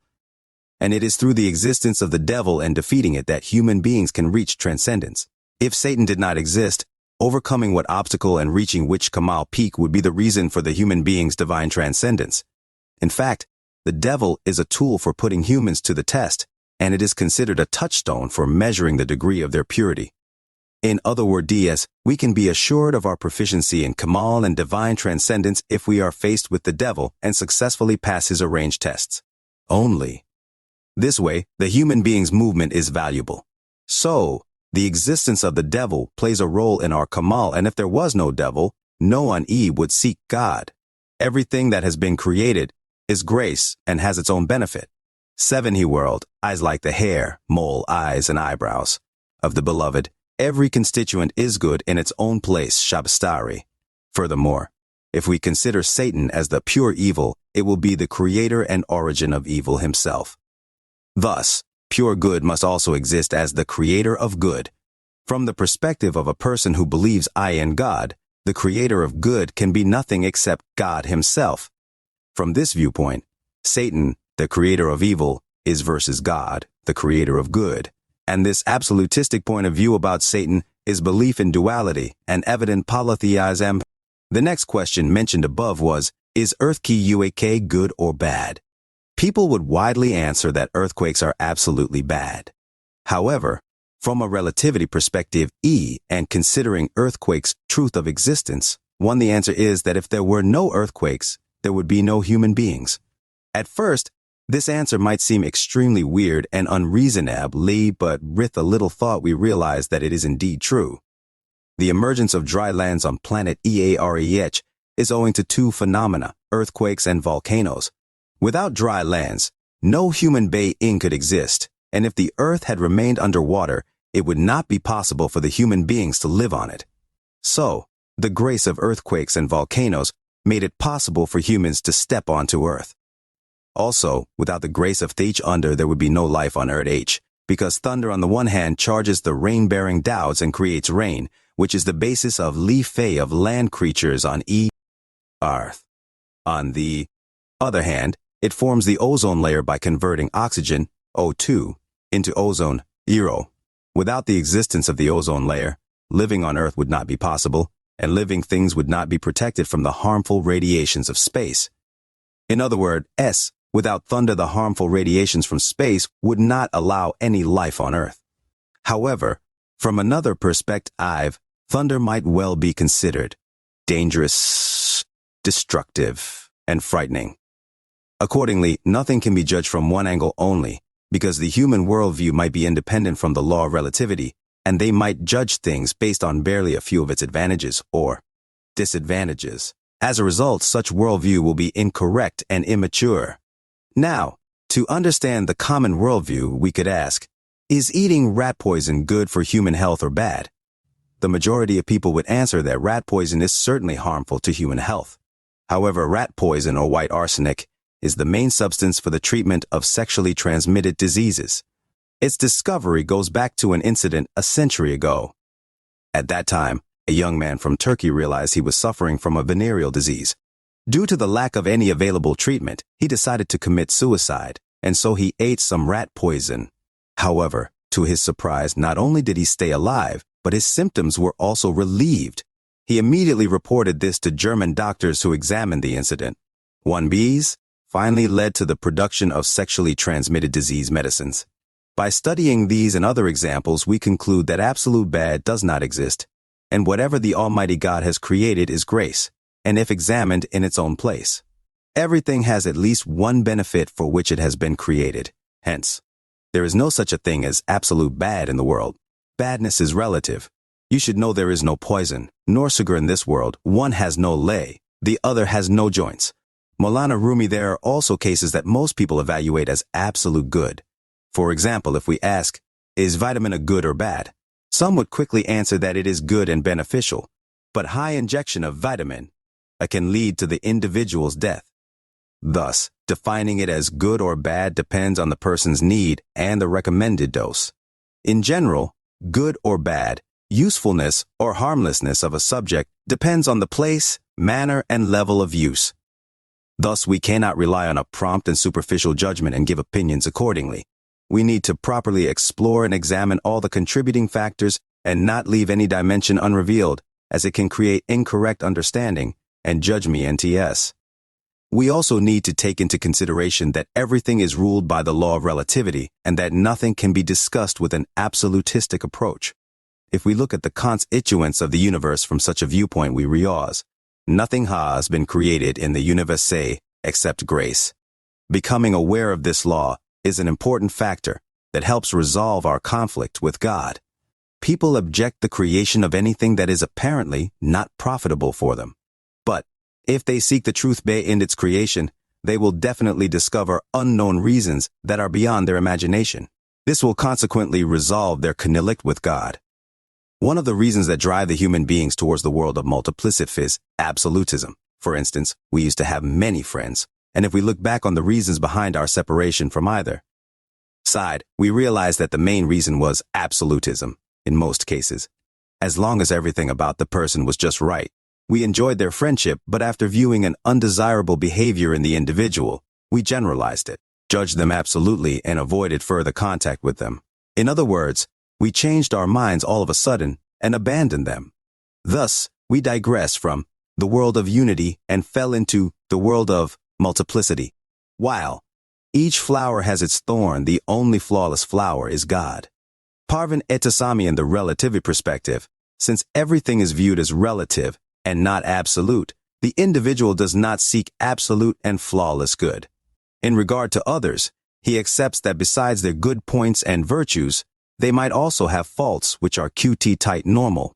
Of course, this does not mean that the existence of faults is approved. Evidently, we need to take action to correct our faults. Meanwhile, in reality and in practice, humans still show unreasonable and incorrect behaviors, and if we shut our eyes to others' virtues, people will not be able to socialize anymore, and everyone would be necessarily forced to isolate themselves from others. Thus, no two people will be able to live together. This is a clear example of the world of multiplicity in which no two people can tolerate each other. Perceiving the relativity perspective helps us not to fall into multiplicity and not to suffer the consequences of the absolutism incorrect worldview and the illnesses and spiritual and material losses that follow. Thus, when coming across people's first fault, we will no longer forget all their virtues, nor suffer multiplicity and diseases as a result of absolutistic point of view. According to a certain principle, nothing has been created without purpose and benefit, and without helping humans in a way. Thus, in processing information and analyzing events, a correct relativity perspective must be applied. Such worldview reduces the individual's conflict and prevents them from rapidly moving towards multiplicity. Solves conflict with others that is the greatest obstacle on the path to Kamal and facilitates movement towards the rank of the peaceful individual. B. The relativity of ownership. If we ask ourselves, am I the owner of my hands that are at my service? Or am I the owner of the car that I have purchased because of its ownership papers? What would the answer be? Do we believe that our hands, feet, eyes, teeth, hair, and all the different parts of our existence belong to us?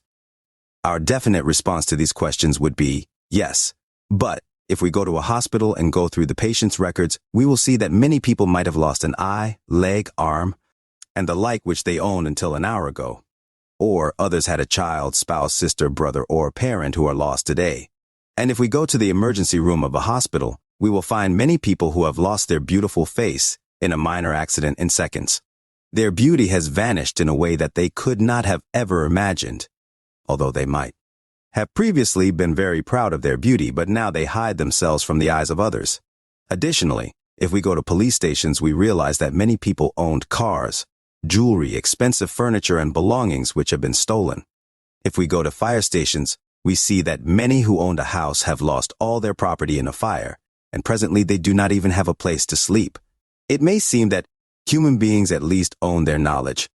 However, many people who boastfully talked about their high level of science, knowledge, intelligence, and talent have lost it all in a small accident, such as a concussion. Others have lost their memory in an accident and now have nothing to brag about. Based on the fact that every person may lose all their possessions and abilities in an instant, what do we certainly own? And as an owner, how long is this ownership valid? With dose attention, we realize that despite humans' apparent ownership and the documents that prove it, the truth is that they own absolutely nothing, and their ownership is only until further notice. This is in accordance with the relativity of ownership, based on which human beings are considered owners only until further notice. Their authority is temporarily lent to them, and it can end any single minute. The true owner is God, God to whom belongs all that is in the heavens and the earth, for and whatever humans own are relative. Not being equipped with this worldview exposes human beings to anxiety, stress, depression, and illness, and is one of the major reasons behind illnesses. So, without correcting our worldview, each of us could be exposed to a paralyzing shock at any given moment. For example, when someone steals our car, not only have we lost our car, but we have also become ill. Therefore, without a steady worldview on the relativity of ownership, the damages that we endure are multiplied. In summary, the highest power the human being can achieve is the power to lose. The worldview of relativity of ownership gives us the capacity and power to lose, because the heaven does its job and continuously takes away. However, the important issue is how we view the loss. See, the relativity of ugly and beautiful. If the human being was to be taken out of the material world, ugliness and beauty would lose their meanings. In truth, the universe has no definition for ugliness and beauty on its own. The human being is the one who gives the universe its meaning and defines and interprets it. Otherwise, ugliness and beauty always coexist in nature without and why objection. Do not focus on the peacock's J, see also its feet, so your vision doesn't mislead you. Maulana Rumi, if we appreciate the beauty of the peacock's feather, we should also appreciate its feet. This prevents an unsound understanding and does not allow us to digress from the truth of the universe's laws and expect everything to be absolute beauty or absolute ugliness. Beauty and ugliness coexist in the universe. Flowers come with thorns and the beautiful feather of a peacock comes with its feet, but the IR combination forms nothing but natural beauty. Another worldview that causes illness in human beings is absolutism in evaluating beauty. In fact, through such perspective, the individual expects absolute beauty in God's creations. Whereas absolute beauty with PR, practically no ugliness, does not exist in an Y constituent of the universe. If this issue is not taken into account, everything might be considered as pure ugliness through the eyes of the individual.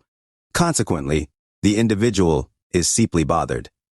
However, beside a flower, there will be thorns until relativity perspective about beauty and ugliness makes the human being comprehend that next to beauty, there could exist ugliness, and next to ugliness, beauty.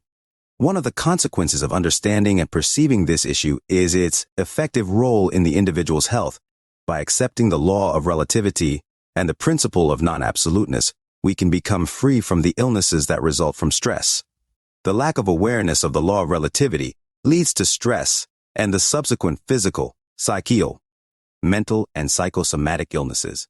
As we row anon in the garden of the universe's mysteries, and we decode its secrets and become aware of the unity of the material world, we realize that it is beauty throughout.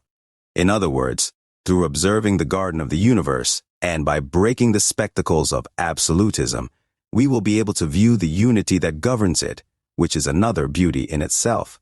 Furthermore, the understanding and perception of such unity is the basis for perceiving the greatness of the divine plan. If a person reaches certitude ABM, they will be able to observe the beauty engraved in the background of Till's astonishing plan. Life is beautiful. Open your eyes to it. Ramble around the garden of the universe's mysteries. Whoever views his beauty breaks his pessimistic spectates. If you reach the light of certitude, even the ugly will appear beautiful. Maulana Rumi. 2.1 He, Order and Disorder Law. By designing a set of questions about order in the universe and studying their answers, we can understand one of the universe's laws and benefit from it in our lives. For THJ's purpose, we have to answer questions such as, looking at the sky, do we see order or disorder? And are the stars arranged in order or disorder? When we look at the forest, do we see order or disorder? Is it true to say that the sky, forests, and other natural phenomena consist of both order and disorder? In order to answer these questions, it should be explained that any phenomenon in the material world is like a coin with two faces. One face reality of existence, and the other face truth of existence. Reality of existence. Existential reality of every constituent of the universe indicates that it has taken place, happened or occurred whether or not we know the cause and wholeness and quality of its occurrence. Reality of existence either is observable, recordable, and measurable, or exerts an effect on the environment. It may also display a combination of these characteristics. For example, the being of a piece of stone is real whether or not we know how it has been created, because it has evidently come to existence. Some phenomena have reality, although we are not able to perceive, see, or feel them with our five senses. For instance, we cannot see or touch infrared light. Nevertheless, it bears reality, and we can discover it with the aid of some equipment, measure, and even use it in practice. Truth of existence. The truth of existence is the quality, the reason, and the manner of existential reality, and is achievable through discovering and examining such issues as follows. 1. The reason of existence and the manner of occurrence. For example, what is the cause of a stone's creation? Why has it been created? Or how and through what factors has the universe come into existence? 2. The plan, purpose of existence, and the hidden aspects of existential reality. Any reality happens following a plan and design, plan of being. Thus, by verifying those hidden aspects of each reality, one can become aware of and examine the reality's plan and purpose of being. For example, we can realize for what purpose has the human being come into existence, or what is the philosophy of the universe's creation, the reason of its creation, 3.1a quality of existence.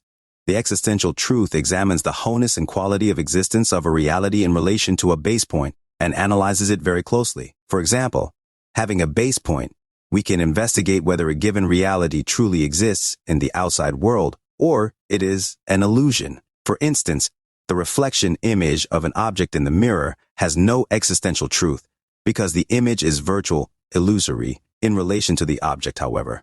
The image has existential reality because it has come into existence through the mirror J. Therefore, it is possible for an entity in the universe to have an existential reality and at the same time not have an existential truth compared to its origin, and vice versa. An entity might not have a reality for us, but it can have existential truth, proving their reality, as does infrared light that is not considered real through naked eyes. However, because it can be detectable via special equipment, it is no longer unreal, in other words. Based on the detection equipment that is our naked or non-naked eyes, we can say whether something has existential truth or not. Another example is the aura surrounding each human being. As it is not visible to the naked eyes, for years it was considered not to be real and in fact a superstition. However, today that the aura is finally visible through Kirlian photograph Y, no one can say that it lacks existential truth. Consequently, existential truths help us explore the Nene and Keinoven, realize their reality, and not consider them real anymore. Now, when we look at the sky, the reality is that the stars are randomly arranged without an Y order, and appears that there is no principle behind their arrangement, or when looking at a natural forest we see absolute disorder, whereas if we carefully look at an artificial and man-made forest, we see that all the trees are arranged in order and placed at certain distances. Therefore, if man was to design the sky, mountains, forests, and other constituents of nature, all of them would have an orderly layout. Conversely, principles such as symmetry Y, or any other principle that reminds man of order are naturally not viewed in the layout of such constituents. In addition, when we seek the truth of above phenomena and study behind their scenes, we realize that behind their completely disordered appearance, there lies strict order, and that they are directed by extremely precise and orderly principles. Therefore, we can say that the reality of the material world is based on disorder while its truth is based on order. Or in other words, the universe is made of order and disorder. Application of the order and disorder law. Since the universe is based on both order and disorder, it is said that order and disorder is one of the laws governing the universe.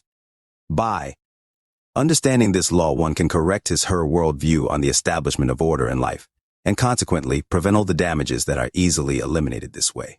Take the case of a piece of string hanging from one's pocket, or a person's coat collar not neatly tucked, or a picture frame or a clock hung tilted on the wall of the waiting hall. How many people, being exposed to such cases, feel nervous and decide to undo this disorder, or even get extremely nervous if correcting it is not possible. What is the actual link between an individual's psychical or nervous system function and a picture slanted on a LED wall? How is it that the defects in our surroundings cause us stress and illnesses in the end? As previously discussed, the information related to events and external occurrences pass through a worldviewing filter, and it is due to this filter that everyone is not equally affected when encountered with the same situation. The impact rate of each encounter depends on the predefined framework of this filter. Therefore, due to the lack of knowledge, understanding, and perception of worldview principles, most of us often experience tensions consequently poison the body and cause spasm or other side effects. For instance, many women are obsessed with their everyday chores and housework and are poisoned by untidiness and disorderliness.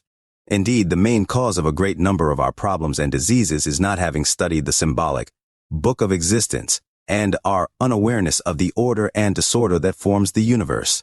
Even though experiencing disorder is an inevitable part of life, and although complete and absolute order is not at all attainable, we never welcome disorder. Similarly, we are not inspired by nature's order and disorder, although its never-ending and never-boring beauty is due to order and disorder. Indeed, the universe is made from order and disorder. Our presupposed arrangements are a game of our mind. Our minds have become habituated to the frameworks invented by ourselves, and for this reason, if something is outside such framework, it brings us discomfort and tension. Furthermore, the more we design our surrounding based on this mental pattern, the more intolerable it becomes to cope with the slightest disorder. Take the example of a luxurious house in which every piece of furniture is well organized. In case of the slightest trace of untidiness, we realize it without delay, and we experience spasm for a few minutes which threatens our peace. Conversely, in a cottage house that is not designed on order, disorderliness does not upset us or create any tension. So, despite its disorderliness, we can comfortably repose in it. In a rural cottage, there is no sign of orderliness, symmetry, or systematic colors and like. But, in an urban house, everything is in a framework of orderliness, symmetry, concord of colors, and so on, and the slightest mess in the set immediately engages the mind and wastes its energy. For instance, if the walls, surfaces, or doors are slightly mal-shaped, the mind focuses on it in torment. Whereas, in the case of a rural cottage which is designed based on unsystematic disorderliness, even the deformed walls, doors, stairs, and roofs are barely noticeable, and they do not waste one's mental energy. That's why, only in a rustic ambiance can the individuals truly enjoy mental relaxation and set themselves free from the order-stricken tensions of machine HFE. Likewise, in the city, our inner software hastily starts processing the individual's clothes and clothing styles, making distinctions, comparison, evaluation, and the like. For instance, our software considers preset color criteria as an indicator for the assessment of one's clothing colors and taste, that is cold color, warm color, combination ratio along with their compatibility, etc., and accordingly draws conclusions such as the individual's good or bad taste in choosing clothing colors. In cases where clothing colors do not conform to the person's inner pre-programmed software, they unconsciously become irritated. A villager's worldview, as a result of his intimate contact and connection with nature, is not programmed based on such criteria. Therefore, they are not disturbed when they see different, non-matching colors used beside one another. They have learned well from nature that any color can be used beside any other color, and that nature's coloring is extremely beautiful, although it lacks any specific criteria, pattern, or combination. People living in the countryside are more adjusted with nature.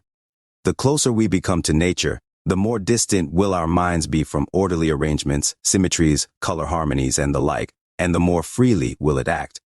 The fabrics of a rural lady's clothing widely differ from that of an urban lady. A great variety of colors are viewed in the rustic clothing, and diverse, non-matching colors are placed next to each other that are a unique beauty of the village life. Likewise is a rural mind that functions freely, in accordance with nature and independent of urban orders and logical constraints. As a result, such disorderliness not only creates no tension or stress on the individual, but they actually bring him pleasure. Conversely, in the city, due to our mental programs that are captive in the order framework, such color matching gives us an unpleasant feeling. In fact, city dwellers have lost their conformity with nature. Take the body colors of the fish, for example. that are composed of various weird and bizarre colors to which the human eye is often unaccustomed. If the human being was to design the fish's bodies, he would never apply such color combination, whereas the person, accustomed to nature, is familiar with this color matching, and their life is even inspired by it. The more we study, the better we conclude that correcting one's worldview and accepting the coexistence of order and disorder is more natural and ensures better health. To complete this study, an essential question needs to be answered. Is order for life or life for order? Does health serve orderliness or does order serve health? And how far can one go for maintaining order? Obviously, the immediate reply that springs to mind is that order is to support living and it should serve human health. Yet, many housewives put their cardiac health at risk as they insist on creating an order that is beyond their capabilities. In other words, they simply sacrifice their well-being for keeping such, down to the last detail, order which is actually unreachable. Keeping order is appropriate to the extent that it does not damage the human health. This limit is the acceptable degree for maintaining orderliness. It is worth mentioning that there are at least two types of order maintenance. 1. Implementation of civic and public order within a legal framework and based on civic and social life requirements, such as traffic rules and the like. 2. Enforcing order within personal and family living environment. Here we discuss the latter case and its relation to well-being. The individuals are to reach a status in which disorderliness cannot threaten their health or expose them to irretrievable losses. This does not imply that they must deliberately cause disorderliness or wish for it. On the contrary, it is to say that although individuals should establish order to the best of their ability, in case of deficiency, they should neither be obsessive about it nor become unhealthy. And it should have no negative effect whatsoever on them. The permitted limit for keeping order is relative. For instance, someone might be able to clean up his/her place twice or 3 times a day, while another person can do so only once a week or once a month. Which one is more appropriate? And to what point should one maintain order? The reply is already mentioned. Maintaining order is necessary to the extent that our strength allows, and one should never waste their health on it. The relationship between order and disorder law and abnormal behaviors at times, we witness incidents in the society that justifying the motivations behind them seems difficult. Take, for instance, damaging telephone boxes, bus seats, train windows, and the like. Evidence shows that those who carry out such actions take pleasure in doing so. They rarely seem to quit such behavior and might even keep this habit for a lifetime. Moreover, there are individuals from wealthy and respectable families who, without any financial needs, repeatedly commit theft. A handful of analyses exist regarding such abnormal behaviors. Psychologists, sociologists, and others each try to get to the root of the problem their own way. A baby's world is in accordance with the universe's frameworks and is programmed based on the law of order and disorder. For example, a kid who deeply aspires to possess a toy and then finally gets hold of it through great persistence. He plays with it for a while and does not allow anyone else to even touch it. Nevertheless, after a while he starts to break it down into pieces on purpose. In fact, a baby's mentality is in concordance to the principles of construction and deconstruction, and order and disorder.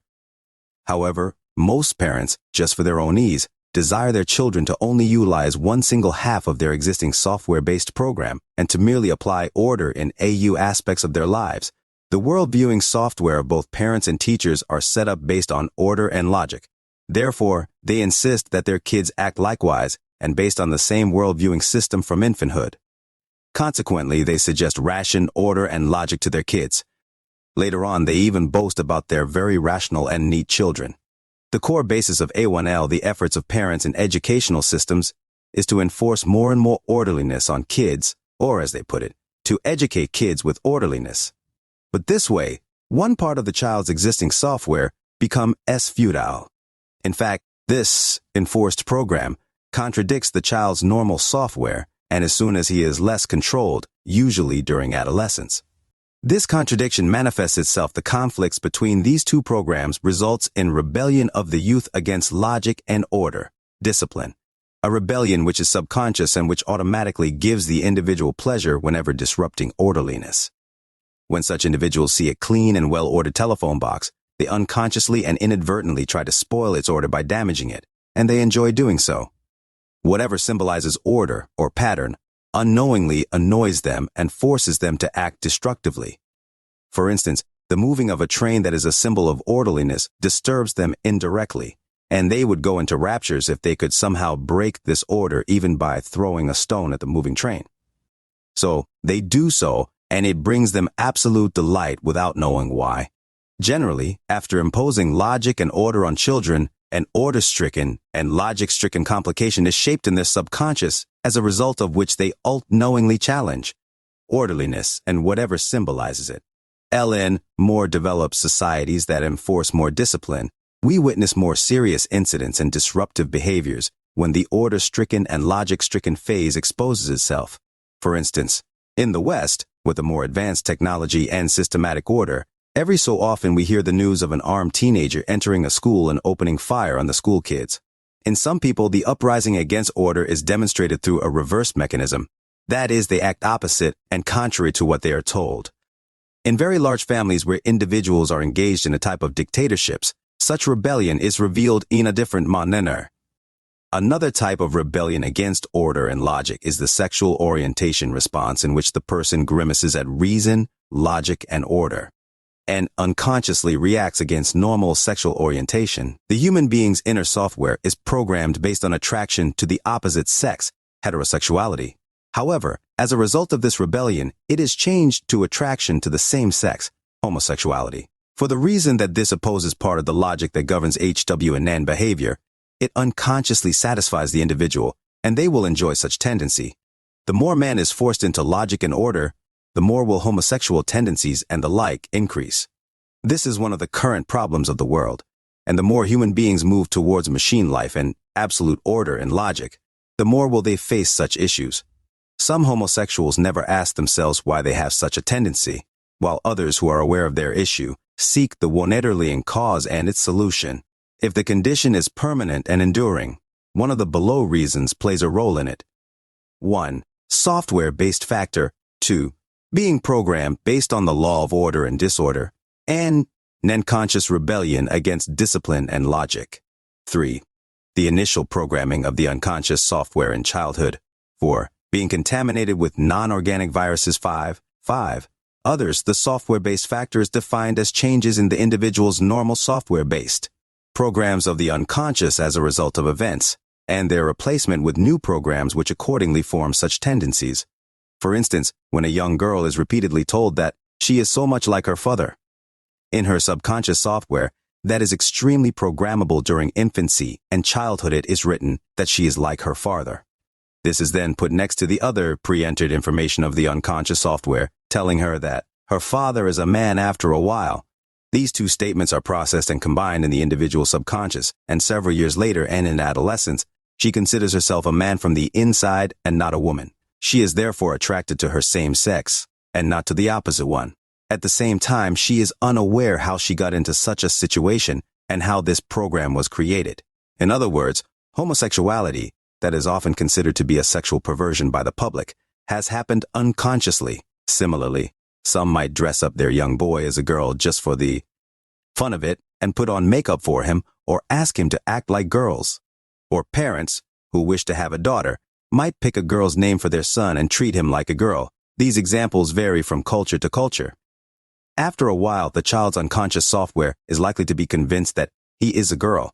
Thus, in adolescence, he might show attraction to his own sex, a tendency that others consider as a homosexual inclination, but he himself views as normal. In both cases, the first factor, that is the entrance of incorrect programs into the individual's unconscious software, has caused such conditions. Thus, the person is a software-based victim. As discussed, the second factor, rebellion against order and disorder, is also a major cause of homosexuality, in which the person is again considered a victim. With a closer look at the above explanation, it can be stated that so far the human being's unawareness of the laws and principles of the universe has caused him more damage than imagined. For instance, the damages caused by neglecting the order and disorder law, that include various types of rebellion, a few of which were mentioned above, and even sadism, masochism, and the like, expand day by day. On the contrary, recognizing the application of such laws in their true place will bring the human being a healthier life. 3. The law of birth and death. What gives the material world meaning and directs its motion is the law of birth and death. This is one of the general, major, and universal laws that govern the material world and all its constituents. For instance, a phenomenon such as the Big Bang is in fact birth and death at the level of the whole ecosystem, a part of the material world. Furthermore, phenomena such as the black hole and supernovas are a fun of it and put on makeup for him or ask him to act like girls. Or parents who wish to have a daughter might pick a girl's name for their son and treat him like a girl. These examples vary from culture to culture. After a while, the child's unconscious software is likely to be convinced that he is a girl.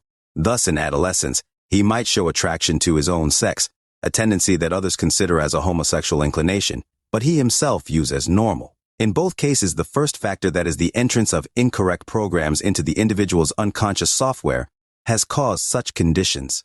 Thus, the person is a software-based victim. As discussed, the second factor, rebellion against order and disorder, is also a major cause of homosexuality in which the person is again considered a victim. With a closer look at the above explanation, it can be stated that so far the human being's unawareness of the laws and principles of the universe has caused him more damage than imagined. For instance, the damages caused by neglecting the order and disorder law, that include various types of rebellion, a few of which were mentioned above, and even sadism, masochism, and the like, expand day by day. On the contrary, recognizing the application of such laws in their true place will bring the human being a healthier life. 3. The law of birth and death. What gives the material world meaning and directs its motion is the law of birth and death. This is one of the general, major, and universal laws that govern the material world and all its constituents. For instance, a phenomenon such as the Big Bang is in fact birth and death at the level of the whole ecosystem, a part of the material world. Furthermore, phenomena such as the black hole and supernovas are a result of birth and death of its constituents. They are indications of this law that make the material world move. The presence of each constituent of the universe starts with a birth and moves towards a death to be reborn in another state. To provide further explanation, we can discuss the sun. The sun, like other constituents of the universe, experiences the stages of birth, life, and death, and is currently in its middle age. The sun was born in the form of a rich source of hydrogen, concurrent with the formation of the solar system. Since then, it started to burn and to consume its energy reserves. In this process, when two atoms of hydrogen are combined, one atom of helium is created, and because the atomic mass density of helium is less than that of the two atoms of hydrogen together, a mass shortage happens which, according to Einstein's formula, is then converted into energy. Considering the trend in which the sun is consuming its stored hydrogen to generate energy, this storage will eventually reach an end. Thereafter, helium will start to burn, which itself will be the beginning of the formation of heavier elements on the surface of this gigantic celestial mass. Accordingly, the surface gravity of the SLL will increase. The sun will then start to crumple up until it is shrunk to the size of a football. In this state, its surface gravity shall ease noticeably so that even light cannot escape from it. The time has finally arrived for the sun to die. The sun turns into a black hole which continuously increases in density until it reaches the critical density level, and an explosion occurs that is indeed another birth. As a result, the supernova born from the heart of this explosion once more generates the same process at the heart of the material world in a different form. Similar processes of birth and death are experienced by infinite universal constituents all across the vast universe, and there is no running from it. After the death of stars such as the sun and the formation of black holes, sets such as the planet Earth and its moons are sucked into them. Hence, they approach their death. The human being, as an inseparable constituent of the universe, is also subject to the law of birth and death, and he has no possibility whatsoever to escape from it. Death is the definite manifestation of God's grace, which calls on everyone and everything, without exception. It embraces all constituents of the universe, including humans, in a particular way. Without death, human beings would become trapped in the eternal need of earthly life, and they would be forced to satisfy necessities such as food and clothing, accommodation, and the like for thousands and thousands of years. In fact, death is part of an intelligent plan, which, on the one hand, puts an end to humans' needs and, on the other hand, is the transforming factor, from one state to another, that prevents them from living a stagnant and static life. This extremely intelligent plan rescues the human being from the state of highest conflict and does not allow them to remain in need and deep darkness for all eternity. Death is the determining factor as to human beings' return to Him. No factor other than death can guide us towards Him step by step. However, considering the human being's feeble ability to recognize, understand, and perceive this divine plan, the phenomenon of death has become compulsory and movement towards Him inherent. Otherwise, the never-ending excuses of the majority of people would prevent movement towards Him. In other words, due to the lack of knowledge about this divine path, that is the ltniverse path, and not recognizing one's true benefit, the human beings would still prefer to stay in this world of needs. Therefore, God's grace has been once more conferred on mankind in this case, by making everyone experience death without exception and calling them towards Himself. Wherever ye may be, death will overtake you, even though ye were in lofty towers. Quran, Surah An-Nisa, verse 78. In the world of mysticism, one of the greatest love affairs is the love affair with death. There is no mystic who has not experienced such love and who has not demonstrated enthusiasm for meeting God and joining Him. Why be afraid of death when it approaches? Isn't it a path towards thee that I well know? Death is neither a garden nor a park. It is a way to the abode of the beloved. So, why should I mourn my death? When He is the one who makes it happen, I well wish for it. If one views the truth behind it, death is not seen as a death anymore, but a mere relocation from a snow cottage to a house, and frotn a house, to a royal feast. Since this sleep guide is me to thy feast, I will utterly accept it as long as this joy and enthusiasm exists. I will joyfully sleep to awake once more. Nizami Ganjavi, a mystic, is not attached to life. He eagerly awaits the divine royal feast that is beyond this transient world, and his being is entirely filled with the burning desire for such presence. Thus, the mystic awaits the moment in which he surrenders his soul to God and enters His feast. My soul that is entrusted to me by the beloved, I will surrender it back to Him as soon as we meet. Hafiz the mystic does not have a sense of belonging to this earthly world. He considers a preeminent position for his existence, which can only be reclaimed through death. I am a bird from the garden of heaven. I am not from the earthly world. They have made me a bodily cage, only for a few days. Maulana Rumi. He well knows that his true life begins when he is freed from this life of complete need. I am well aware that my life is my death. I become eternal only once freed from this life. Maulana Rumi. The mystic ceaselessly counts down the seconds to become a stage closer to him. He knows very well that he nears Him through death. Furthermore, as a result of this closeness, the individual's needs also decrease until he finally finds himself in the arm of his Rab, and such neediness comes to an end. Oh, how I wish for the day in which I shall fly to the side of my beloved to flutter freely around Him. Maulana Rumi, of course. The enthusiasm for death does not indicate that one should overlook the precious opportunity of life.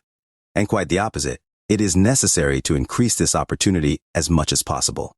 The HWN being cannot violate the laws governing the universe that include the law of death. However, they can intelligently use these laws to their own benefits. As mentioned in the book, Human from Another Outlook, the natural longevity of humans is a coefficient in which the individual plays a crucial role. In an attempt to get the maximum benefit and result from this stage of the movement within the ltniverse path, the individual can increase this longevity, exactly like a student who, at the last minute of his exam, tries to make the ultimate use of the remaining short time to answer at least one more question. An aware individual also endeavors to get the maximum benefit from his presence in this stage. Thus, he seeks a longer life. For each of us to understand as to whether we are living life compliant with the divine plan, or we are playing a role in the satanic plan, through a moment's reflection and evaluation, we can find an answer to the question, am I afraid of death or not? A positive answer manifests that we are following Satan's plan. However, if without any feelings of depression and sense of escape from life, the answer is no. It indicates that we are living in accordance with the divine plan. Since opposing the laws of the symbolic book of the universe, the book of apparent divine signs, inevitably causes the human beings to suffer serious loss and harm. Withstanding and obstinacy against the law of death can also cause psychical and mental imbalances and consequently lead to physical disorders. In other words, when we do not accept this law that is one of the most indisputable laws of the universe and we resist it, we will certainly suffer the fear of death, which is one of the major reasons that individuals become affected by various mental, psychical, and physical illnesses.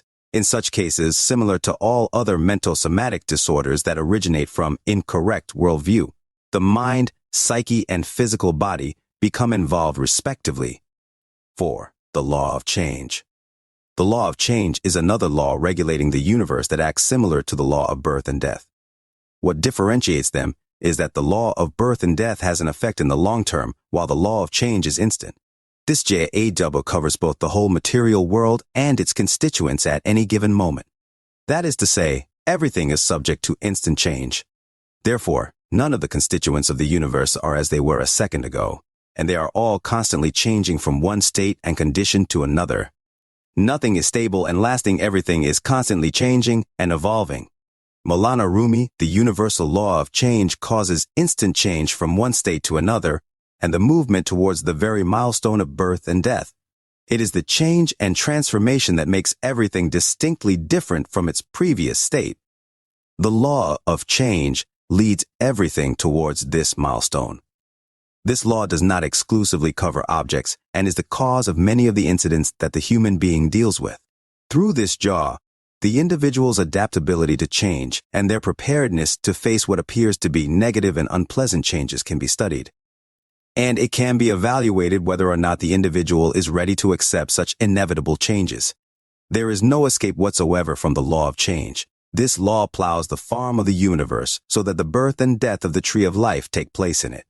Without becoming aware of this law and accepting it, we will suffer severe mental, psychical, and physical trauma in certain conditions that we consider the changes to be unpleasant, and we will incur the secondary losses and harms of such rejection. Changes such as premature aging, depression, losing one's teeth, hair, and the like are due to the individual's rejection of change. Nevertheless, by becoming aware of this jaw and accepting and applying it, we will definitely remain immune to such disorders in many cases. 5. The law of uniqueness and unrepeatability. No two moments in time, and no two particles are the same in the universe, and no event is repeated twice. In other words, a man will never swim in the same river twice.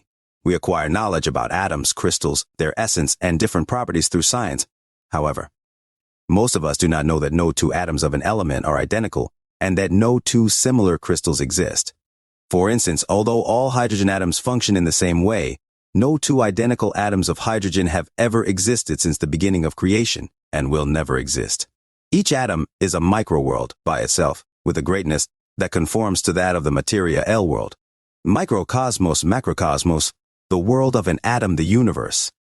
However, the number of motions, orbital, particles, antiparticles, and infinite constituents of each atom testify that there is no possibility of two microworlds, of two atoms, to be simultaneously identical. In addition to the uniqueness of every single particle of the universe, all the omnipotence creations, similar to an unrepeatable and unique work of art, are also unique in their own way, akin to an artist who paints the same painting of a landscape twice, despite their apparently striking resemblance.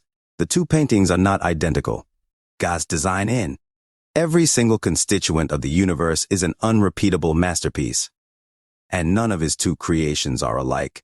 In regard to the human being, who consists of infinite constituents, trillions of cells, molecules, infinite atoms, and many other non-physical bodies, and is considered as a vast universe, this unrepeatability is completely obvious.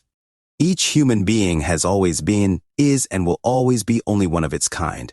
Even identical twins or cloned humans are not identical, and despite their very similar appearance, they are different even from the inside. Each human being is a divine masterpiece, and one of the reasons behind the disapprobation of suicide is the very same point. Because by committing suicide, a masterpiece and an unrepeatable work of art that can never be replaced is wiped out from the scene of life. Lack of attention to this law causes the human being's value not to be taken into account as it ought to, and the individual, Real have a superficial viewpoint about the universe. Through recognizing the law of uniqueness and unrepeatability, each and every particle of the universe is viewed with respect. Because the existence of everything is the work of art and one repeatable masterpiece of the Creator which will never be replaced and will remain to be one of a kind. In general, an individual who is in the darkened night of unawareness does not know their value and place. Thus, they might pursue a goal other than attaining one's true status as a divine unique manifestation and become heedless of their duty and deviate from it. In fact, human beings have to find their value as the divine manifestation. In this case, they will view everything from a different perspective, and the status and value of each constituent of the ltniverse will be revealed to them in such a way that they see nothing but God in them. Wherever you might turn, there is the image of God. Quran, Surah Baqarah, verse 115. Human will reach a status in which he sees nothing but God. Look how a supreme status one can reach. Sadi, each of God's creations has been created in its ultimate perfection, Kamal, and no creation has been designed incomplete. Now, if a person who believes in God denies the law of uniqueness and unrepeatability, they should be asked, could God have possibly created something incomplete? Could God have possibly made a mistake in creation of something? And could God have possibly wanted to fix his previous mistake by recreating the same thing? 6. Perihelion and aphelion law, fountain law. Astronomical objects follow an elliptical orbit, and depending on their axis of movement, which is located at one of the ellipse's focal points. They are at aphelion or perihelion 6L. In other words, celestial bodies demonstrate the law of summit and trough in the material world, which can also be called the law of distance and closeness, or the law of separation and reunification. Each unification is the beginning of a separation, and each separation, the beginning of unification. Without separation, unification is meaningless, as is unification without separation. Everything that approaches, including difficulties and conveniences, of life, the good and bad times and so on, will eventually move away. Conversely, what is currently distant will eventually approach. In addition, when and why thing, including emotions, desires, social positions, and the like, reach their summit, they will eventually reach their trough, fountain law. Do not dream of a union without any separation, since a state of drunkenness comes with its after effects. Sadi, however, the human beings yearn to change this jaw of the universe as per their desire, and they demand nothing but unification and want to be in constant union with what they are attached to. For example, if the individual is in the path of progress, he desires this ascent to last forever. Nevertheless, based on this law, everything that ascends will definitely descend one day. Many people who are financially successful are not prepared to lose it. They believe that things will always remain the same. Thus, during a sudden descent and fall, they suffer from mental, psychical, and physical difficulties because they had not anticipated it and were not prepared for accepting the new situation. Many people become ill due to the lack of awareness about the law of separation and unification. They think that their spouse, children, and others will always remain by their side. However, their separation might be inevitable due to unforeseen circumstances. Thus, we encounter many difficulties in case of discordance with the laws of the universe. With a look back into history, we see that the ups and downs of history all occurred based on this law. Many kings, sultans, and emperors who were once at the summit of their power and could never have imagined the fall of their reign suddenly found themselves in the trough point. A big mistake that has constantly been repeated throughout history is unawareness of the law of perihelion and aphelion. This law strengthens human beings' power to lose. Since the ultimate power that mankind can achieve is the power to lose, it is said that the law of summit and trough teaches human beings the lesson to achieve this highest strength, so that at the time of descent and loss, the individual is capable of withstanding the situation with full strength and will not suffer various mental, psychical, and physical damages. Furthermore, this law gives hope to those who are in extreme difficulty and hopelessness, because it promises that the dark night ends with daylight and that with every difficulty there is surely ease. 7. In the world of mysticism, perihelion and aphelion is equivalent to separation from and union with the beloved God. However, the transformation achieved on the path of Kamal brings the individual such stability, distance, and closeness from God lose their meanings. What is the importance of being far from or close to the beloved? One should seek nothing but his consent. Otherwise, it would be a shame to ask anything from him other than his own self, Hafez LN, this state. The governing law is the law of the burning candle and the butterfly, and similar to a butterfly only flying to the fire of the candle, the individual spins on the axis of God alone. The individual's axis of existence CB conforms to this oneness viewing and unity seeking. In such a state, the saying that there is no axis and no power but in God is institutionalized in the person's existence. In fact, his axis of existence is that very axis of the beloved God. Thus, he is no more concerned about being separation or union. For him, revolving around a single axis has become a basic principle, and he desires nothing else. One desires pain, another healing one. Desires union, another separation. From pain, healing, union, and separation, I desire what my beloved desires. Baba Taheri. 7. Dynamic and static law. When we look at the sky, we see all the stars and celestial objects in complete peace and stillness, static.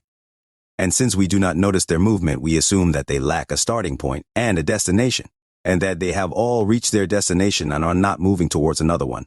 It appears as if their existence and presence are merely important, and that the purpose behind their creation is summarized in their being.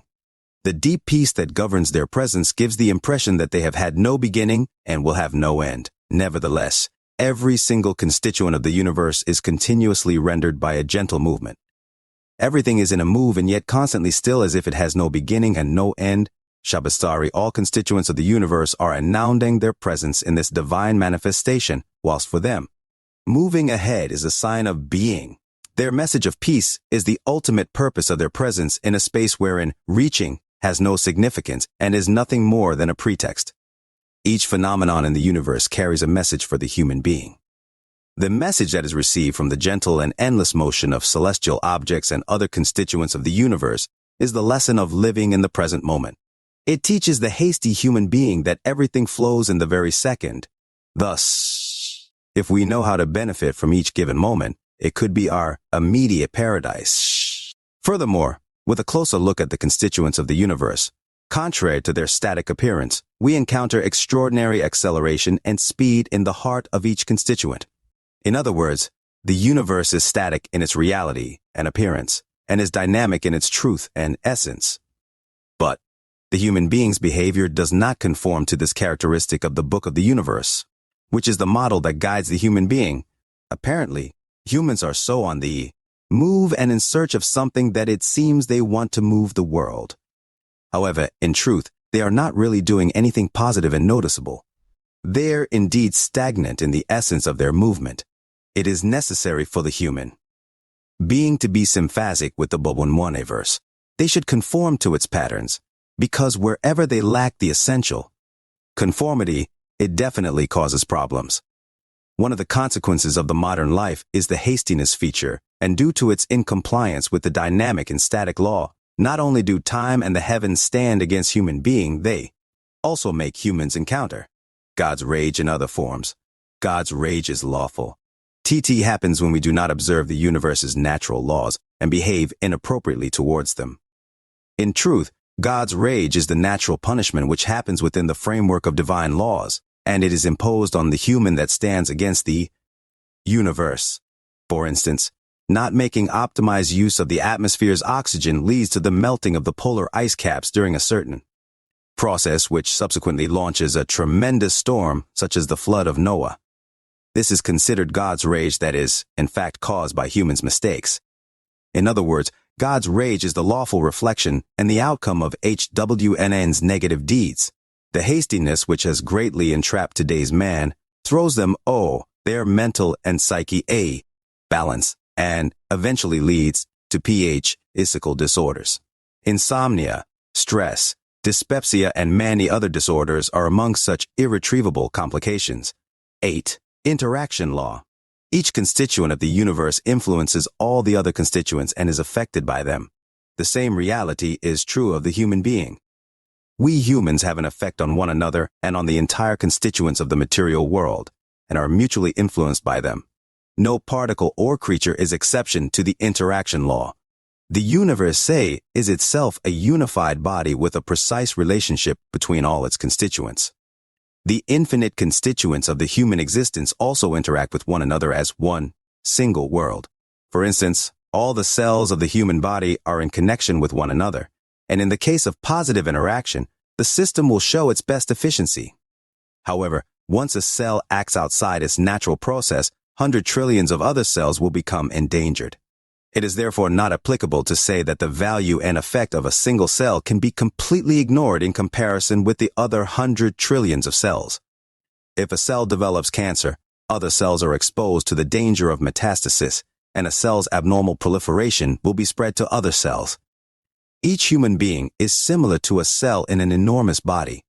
In this body that is formed by the collection of all HWN beings, each individual has to help others grow to subsequently benefit from the interaction of this positive growth.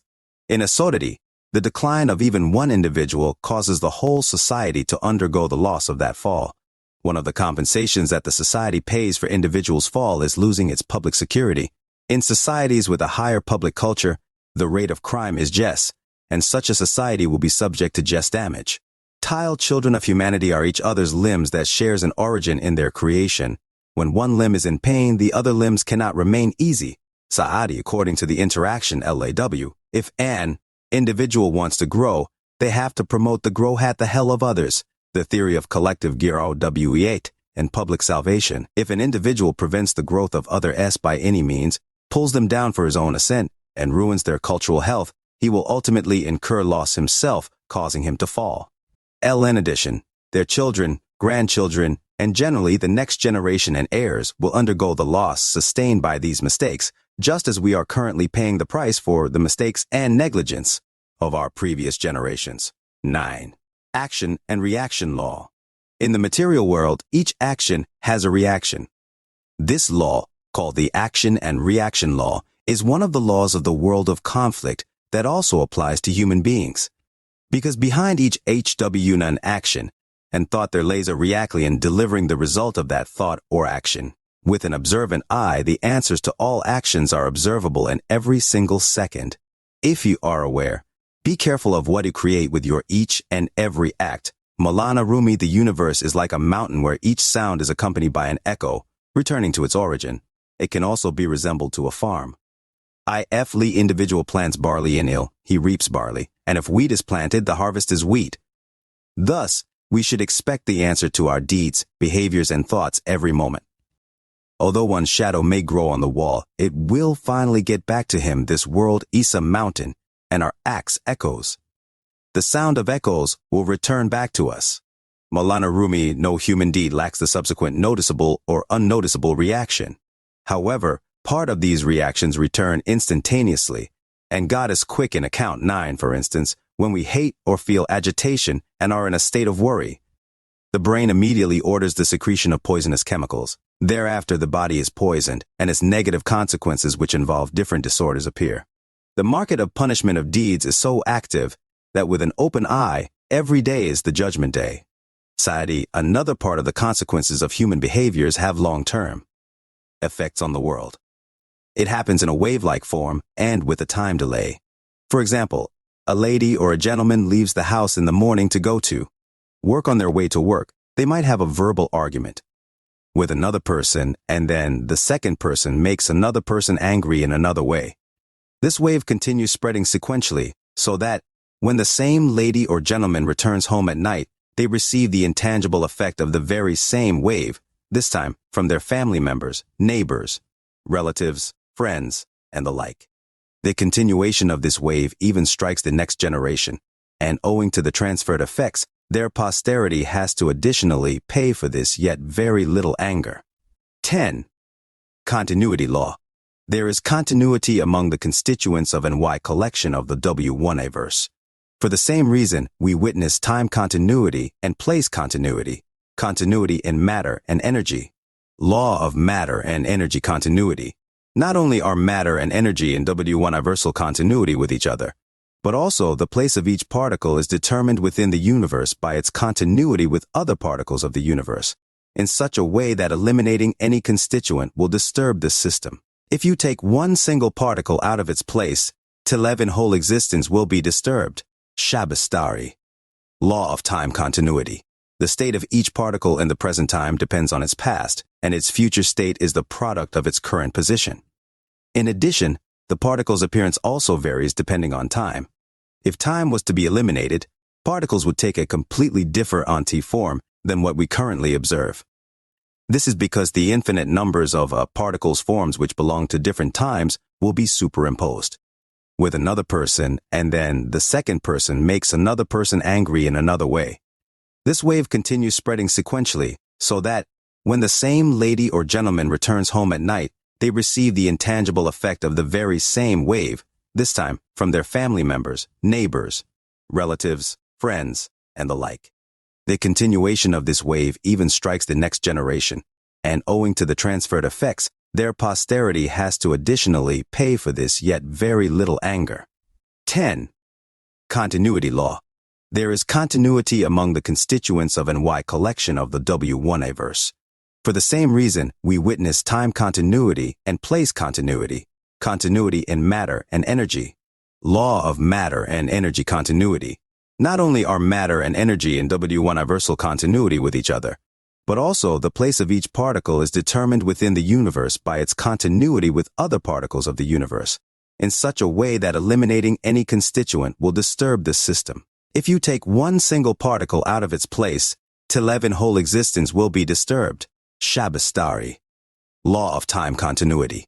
The state of each particle in the present time depends on its past, and its future state is the product of its current position. In addition, the particle's appearance also varies depending on time. If time was to be eliminated, particles would take a completely different form than what we currently observe. This is because the infinite numbers of a particle's forms which belong to different times will be superimposed onto each other, and will all be seen as one. In other words, each object has infinite shapes and forms by itself that have become distinct based on time, and if superimposed onto each other, therefore an appearance completely alters.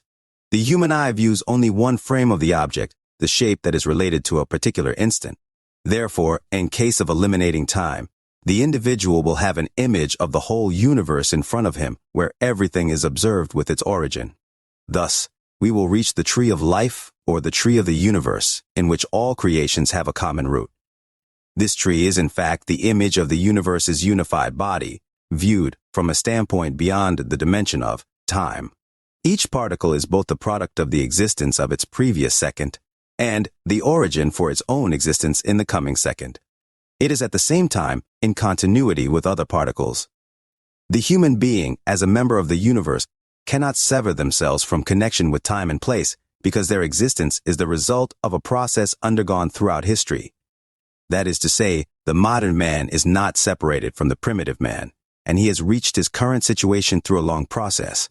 Mankind, the collection of the human beings throughout history, has moved through different stages within his movement which have resulted in his intellectual and inner maturity. Very similar to the stages of the human life from conception to birth and death, mankind is also going through different stages that include conception, embryo, infancy, childhood, adolescence, youth, middle age, and old age. At each stage, he shows the same features that characterize that stage of human life. For instance, identical to an infant who lacks wisdom and the ability to differentiate and only acts based on instinct, mankind in his infancy also lacked wisdom as it is known today. He led an animal, life, and it took him a very long time to pass this stage. The childhood stage coincides with the activation of wisdom. In this stage, the child eventually recognizes his surroundings and discovers himself. However, the child is not yet familiar with the world of love. Mankind, in his childhood stage, also reached the early stages of wisdom and succeeded in building, discovering and using tools, and providing clothing, food, housing, and the like in order to maintain life. In this way, mankind stepped into the wisdom era, wherein there is certainly no familiarity with love and its consequences yet. For instance, in the wisdom era or mankind's childhood, the taste for poetry did not manifest. Exactly like a child, they only attempted to discover their surrounding, declare their intentions, and fulfill their basic life necessities. in the same way that the signs of the individual's taste are manifested in adolescence, and it is during this stage that the individual becomes familiar with love and demonstrates the effects of his talents. Mankind also gained the set of experiences related to the world of love in his teenage years.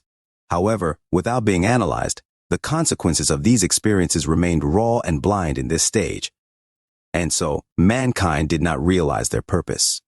In his youth, mankind was able to completely perceive love and its consequences, and the greatest part of literary, romantic, and inspirational works emerged in this romantic era.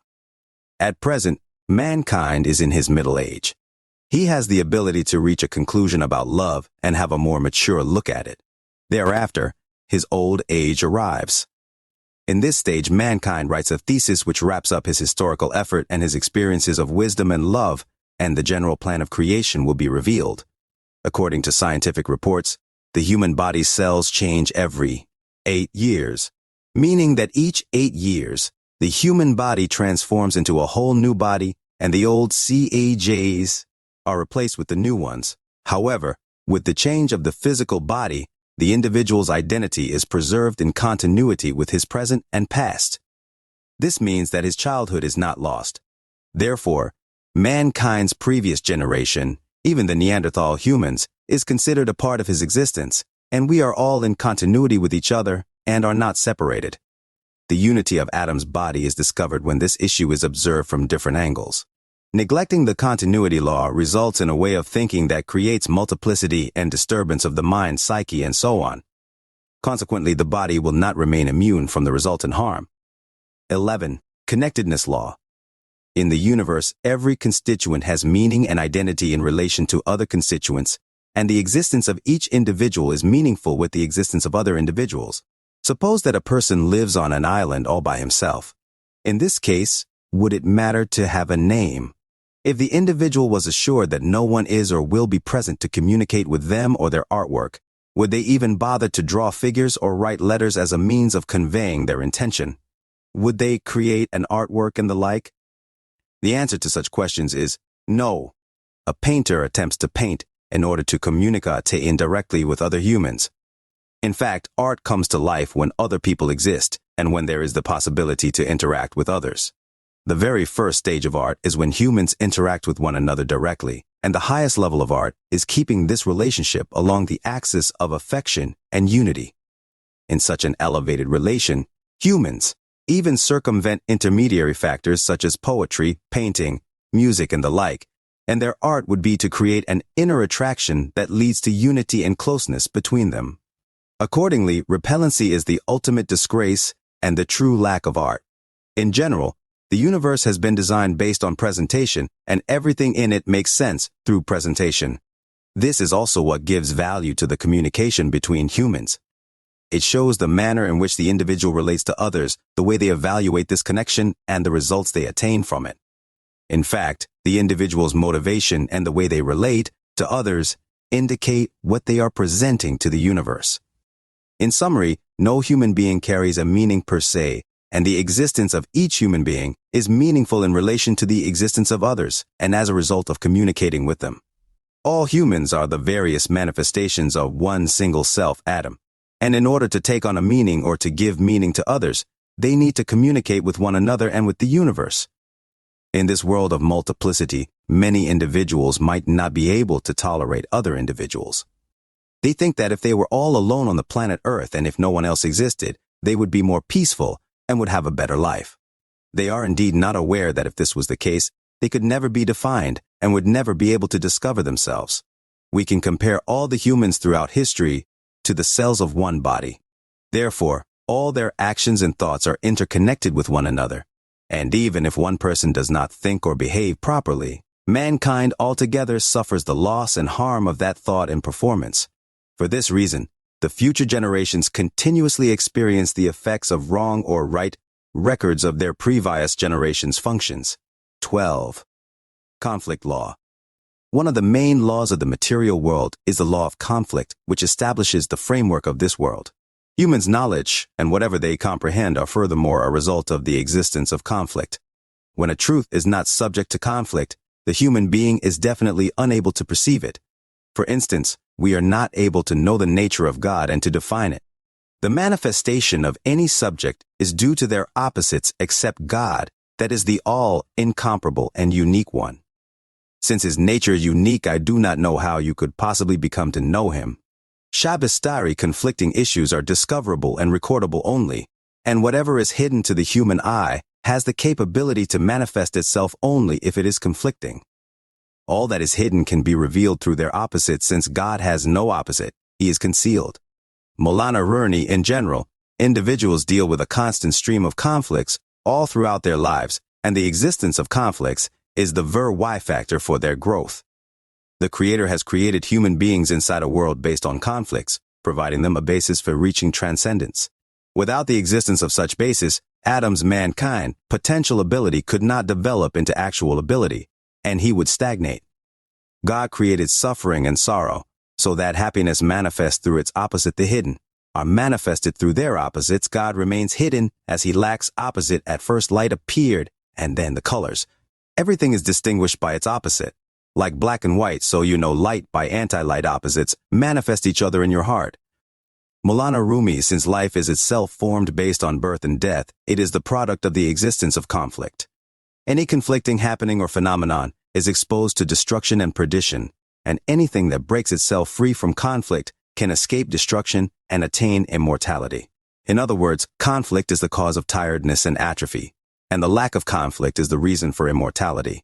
This world lives by the war of the opposites. Peace between the opposites is eternal life. Maulana Rumi, incompatibility of the individual's worldview with the conflict law, and the fact that everything gains its meaning through the manifestation of its opposite, cause conflict between the human being and God's plan of creation. No one can eradicate the conflict law, which is a divine law. Without conflict, the universe would possess a completely different form and relations, but now that it is established based on conflicts, we can artistically control the inner manifestation of its factors, and thus reach a valuable result through this control. Not accepting the conflict law increases one's inner conflicts with all the pillars of the universe, and it leads to the individual's stress, poison, and the illnesses caused by it. 13. Predestination law. All constituents of the universe are ruled by the predestination law, and no constituent has a way to escape from it. The predestinated movement of the universe, which is the Ilahi Rajon movement, is also called the inherent movement. According to the inherent movement, everything certain returns back to God, and no constituent has the possibility of escaping from this movement. The predestinated or inherent movement can be compared to the movement of a train on a railroad. It has departed from a certain starting point, and it reaches a destination after passing through certain routes. But then again, its passengers can move inside the passenger cars voluntarily, and they are free to carry out different activities. As a conclusion, predestination and free wala rule the human being's overall movement. One are the worldview problems, is the lack of knowledge, understanding, and perception of the predestination law. In other words, all the laws of the universe are a manifestation of the divine predestination that in turn gives meaning to HW1's free will. The human being raises the question about why we have to move in a certain predefined direction, questioning predestination in the inherent movement. This question is raised due to our unawareness of the role of the human being and the importance of this role, which determines the quality and manner of the inherent movement path. As a consequence, not having a correct worldview regarding the predestination law additionally causes conflict with God, with the universe, oneself, and with others. Consequently, it is one of the factors that cause illness in human beings. 14. Weed law. A farmer endures considerable difficulties until the desired crop grows. At the same time, a weed grows faster than the main crop, without any need for cultivation or any type of handling and attention. The weed is stronger than the crop, and it tolerates the cold, heat, dehydration, and the like better than the actual crop. Even though the farmer has the least desire for the existence of weed in his farm, and despite the herbicides he uses to destroy them and his effort to burn down the farm after the harvest in order to have the weed seed destroyed. Yet, in the next harvest and prior to the crop's growth, we again observe that the weeds have grown. This conveys the message that the farmer has neglected maintaining his farm. As a result of this apparently trivial and venial negligence, the farmer has not gained the favorable yield from his efforts. The human mind is exactly like a farm which has the possibility both for the growth of flowers or other invaluable products and for poisonous weeds. The farm of our mind is also ruled by the weed law. This law evidently shows that in Y kind of carelessness is equal to losing the product of humans' thoughts and them being replaced with weeds. Experience proves that incorrect thoughts and futile and discourteous teachings which are inconsistent with culture penetrate into our minds more rapidly than useful and healthy thoughts and teachings, and are even more lasting. For instance, if through similar techniques we teach two groups of students, a noble poem by a well-known mystic to one group and a poisonous and vulgar poem to the second group, and ask them both to memorize their poems, the second group will succeed in memorizing it faster. In the society, we also observe that the poems, speeches, films, stories, and inappropriate and poisonous observations leave more impact and error unprinted on the mind much faster than poems, speeches, movies, stories, and observations that are insightful.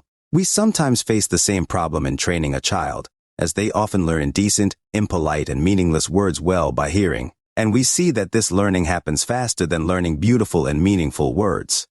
The farm of the human mind is the best grown for the growth of weeds. The danger of weed is that it destroys the main product. The destruction sometimes causes mental deviation, and at times it leads to nonsensical and idle talk that is out of the individual's control. Thus, not only should we keep a watchful eye on the farm of our minds, we should also not open our mouth to satire and useless phrases and sentences. We should speak tactfully and keep in mind that what is inside Taheri leaks outside 10. The danger of weeds is much more serious in the spiritual world.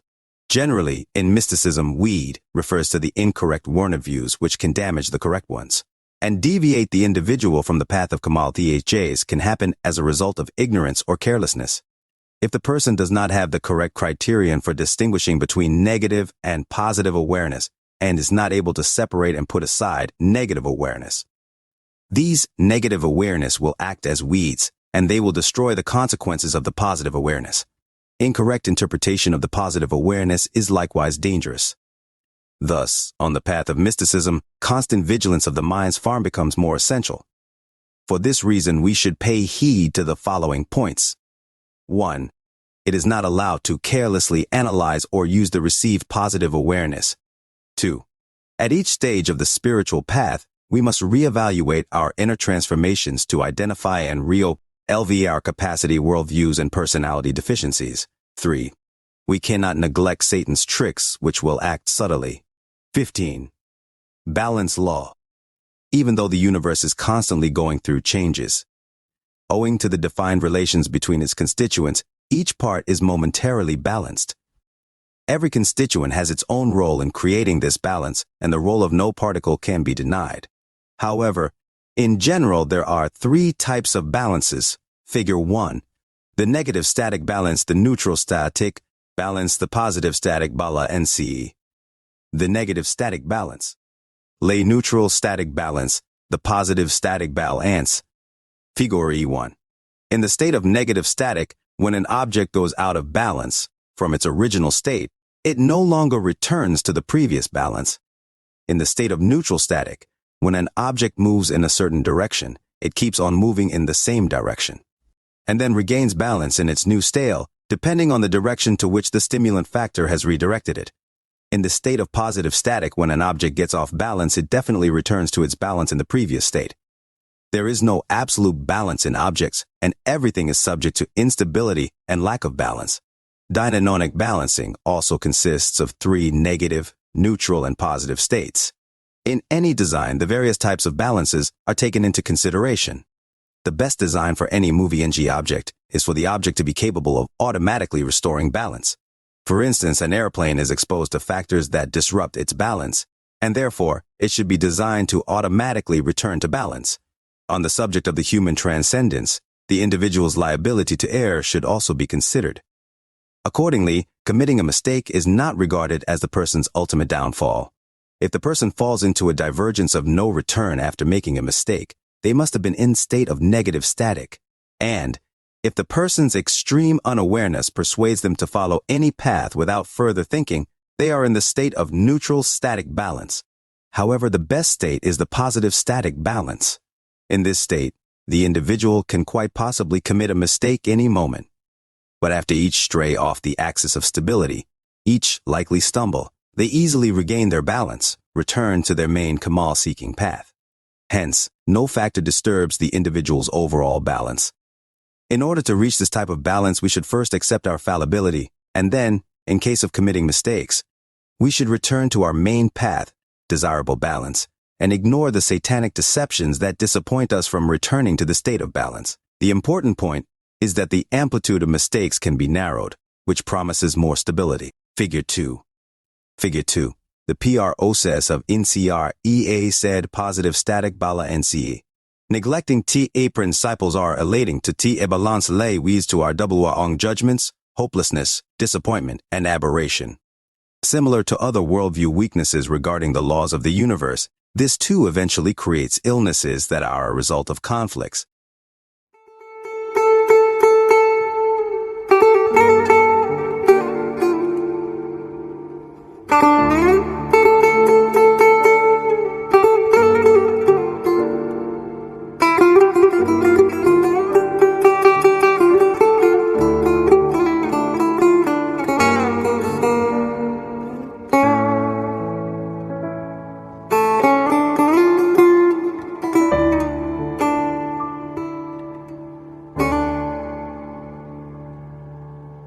چشم من به چشم تو چه پیامی دارد، از چه میگوید؟ بی صدا و بی خروش سخن از رازی پنهان با تو میگوید. تو نگاه کن برق چشمم چه پیامی دارد، چه سخنها دارد از عشق با تو میگوید. عاشقم عاشق بال و شیدام، مست روی تو عزیزم جان شیرینم، روی تو در نور و سایه، روی تو آینه ها، روی تو در جام هستی، دریاها و بیشه ها. عشق تو در قلب من چه آتشی به پا کرده، نگاهیم به من کن. به کوی حیرتم کشید و پرپرم کرده، نداییم به من کن. حلقه هایت بر وجود و گردن و بر دست و پا، حلقه های مهربونی، حلقه دام بلا. عاشقم عاشق باله و شیدام، مست روی تو عزیزم جان شیرینم. اما افسوس من کجا و تو عزیز من کجا؟ من یه مشت خاک، تو نگاهت کیمیا هست و شفا. عاشقم عاشق باله و شیدام، مست روی تو عزیزم جان شیرینم. دشت و صحرا کوه و برزن، پرتو تو نازنین، چشم تو در گوشه گوشه آسمان ها و زمین، پرتو تو نازنین، پرتو تو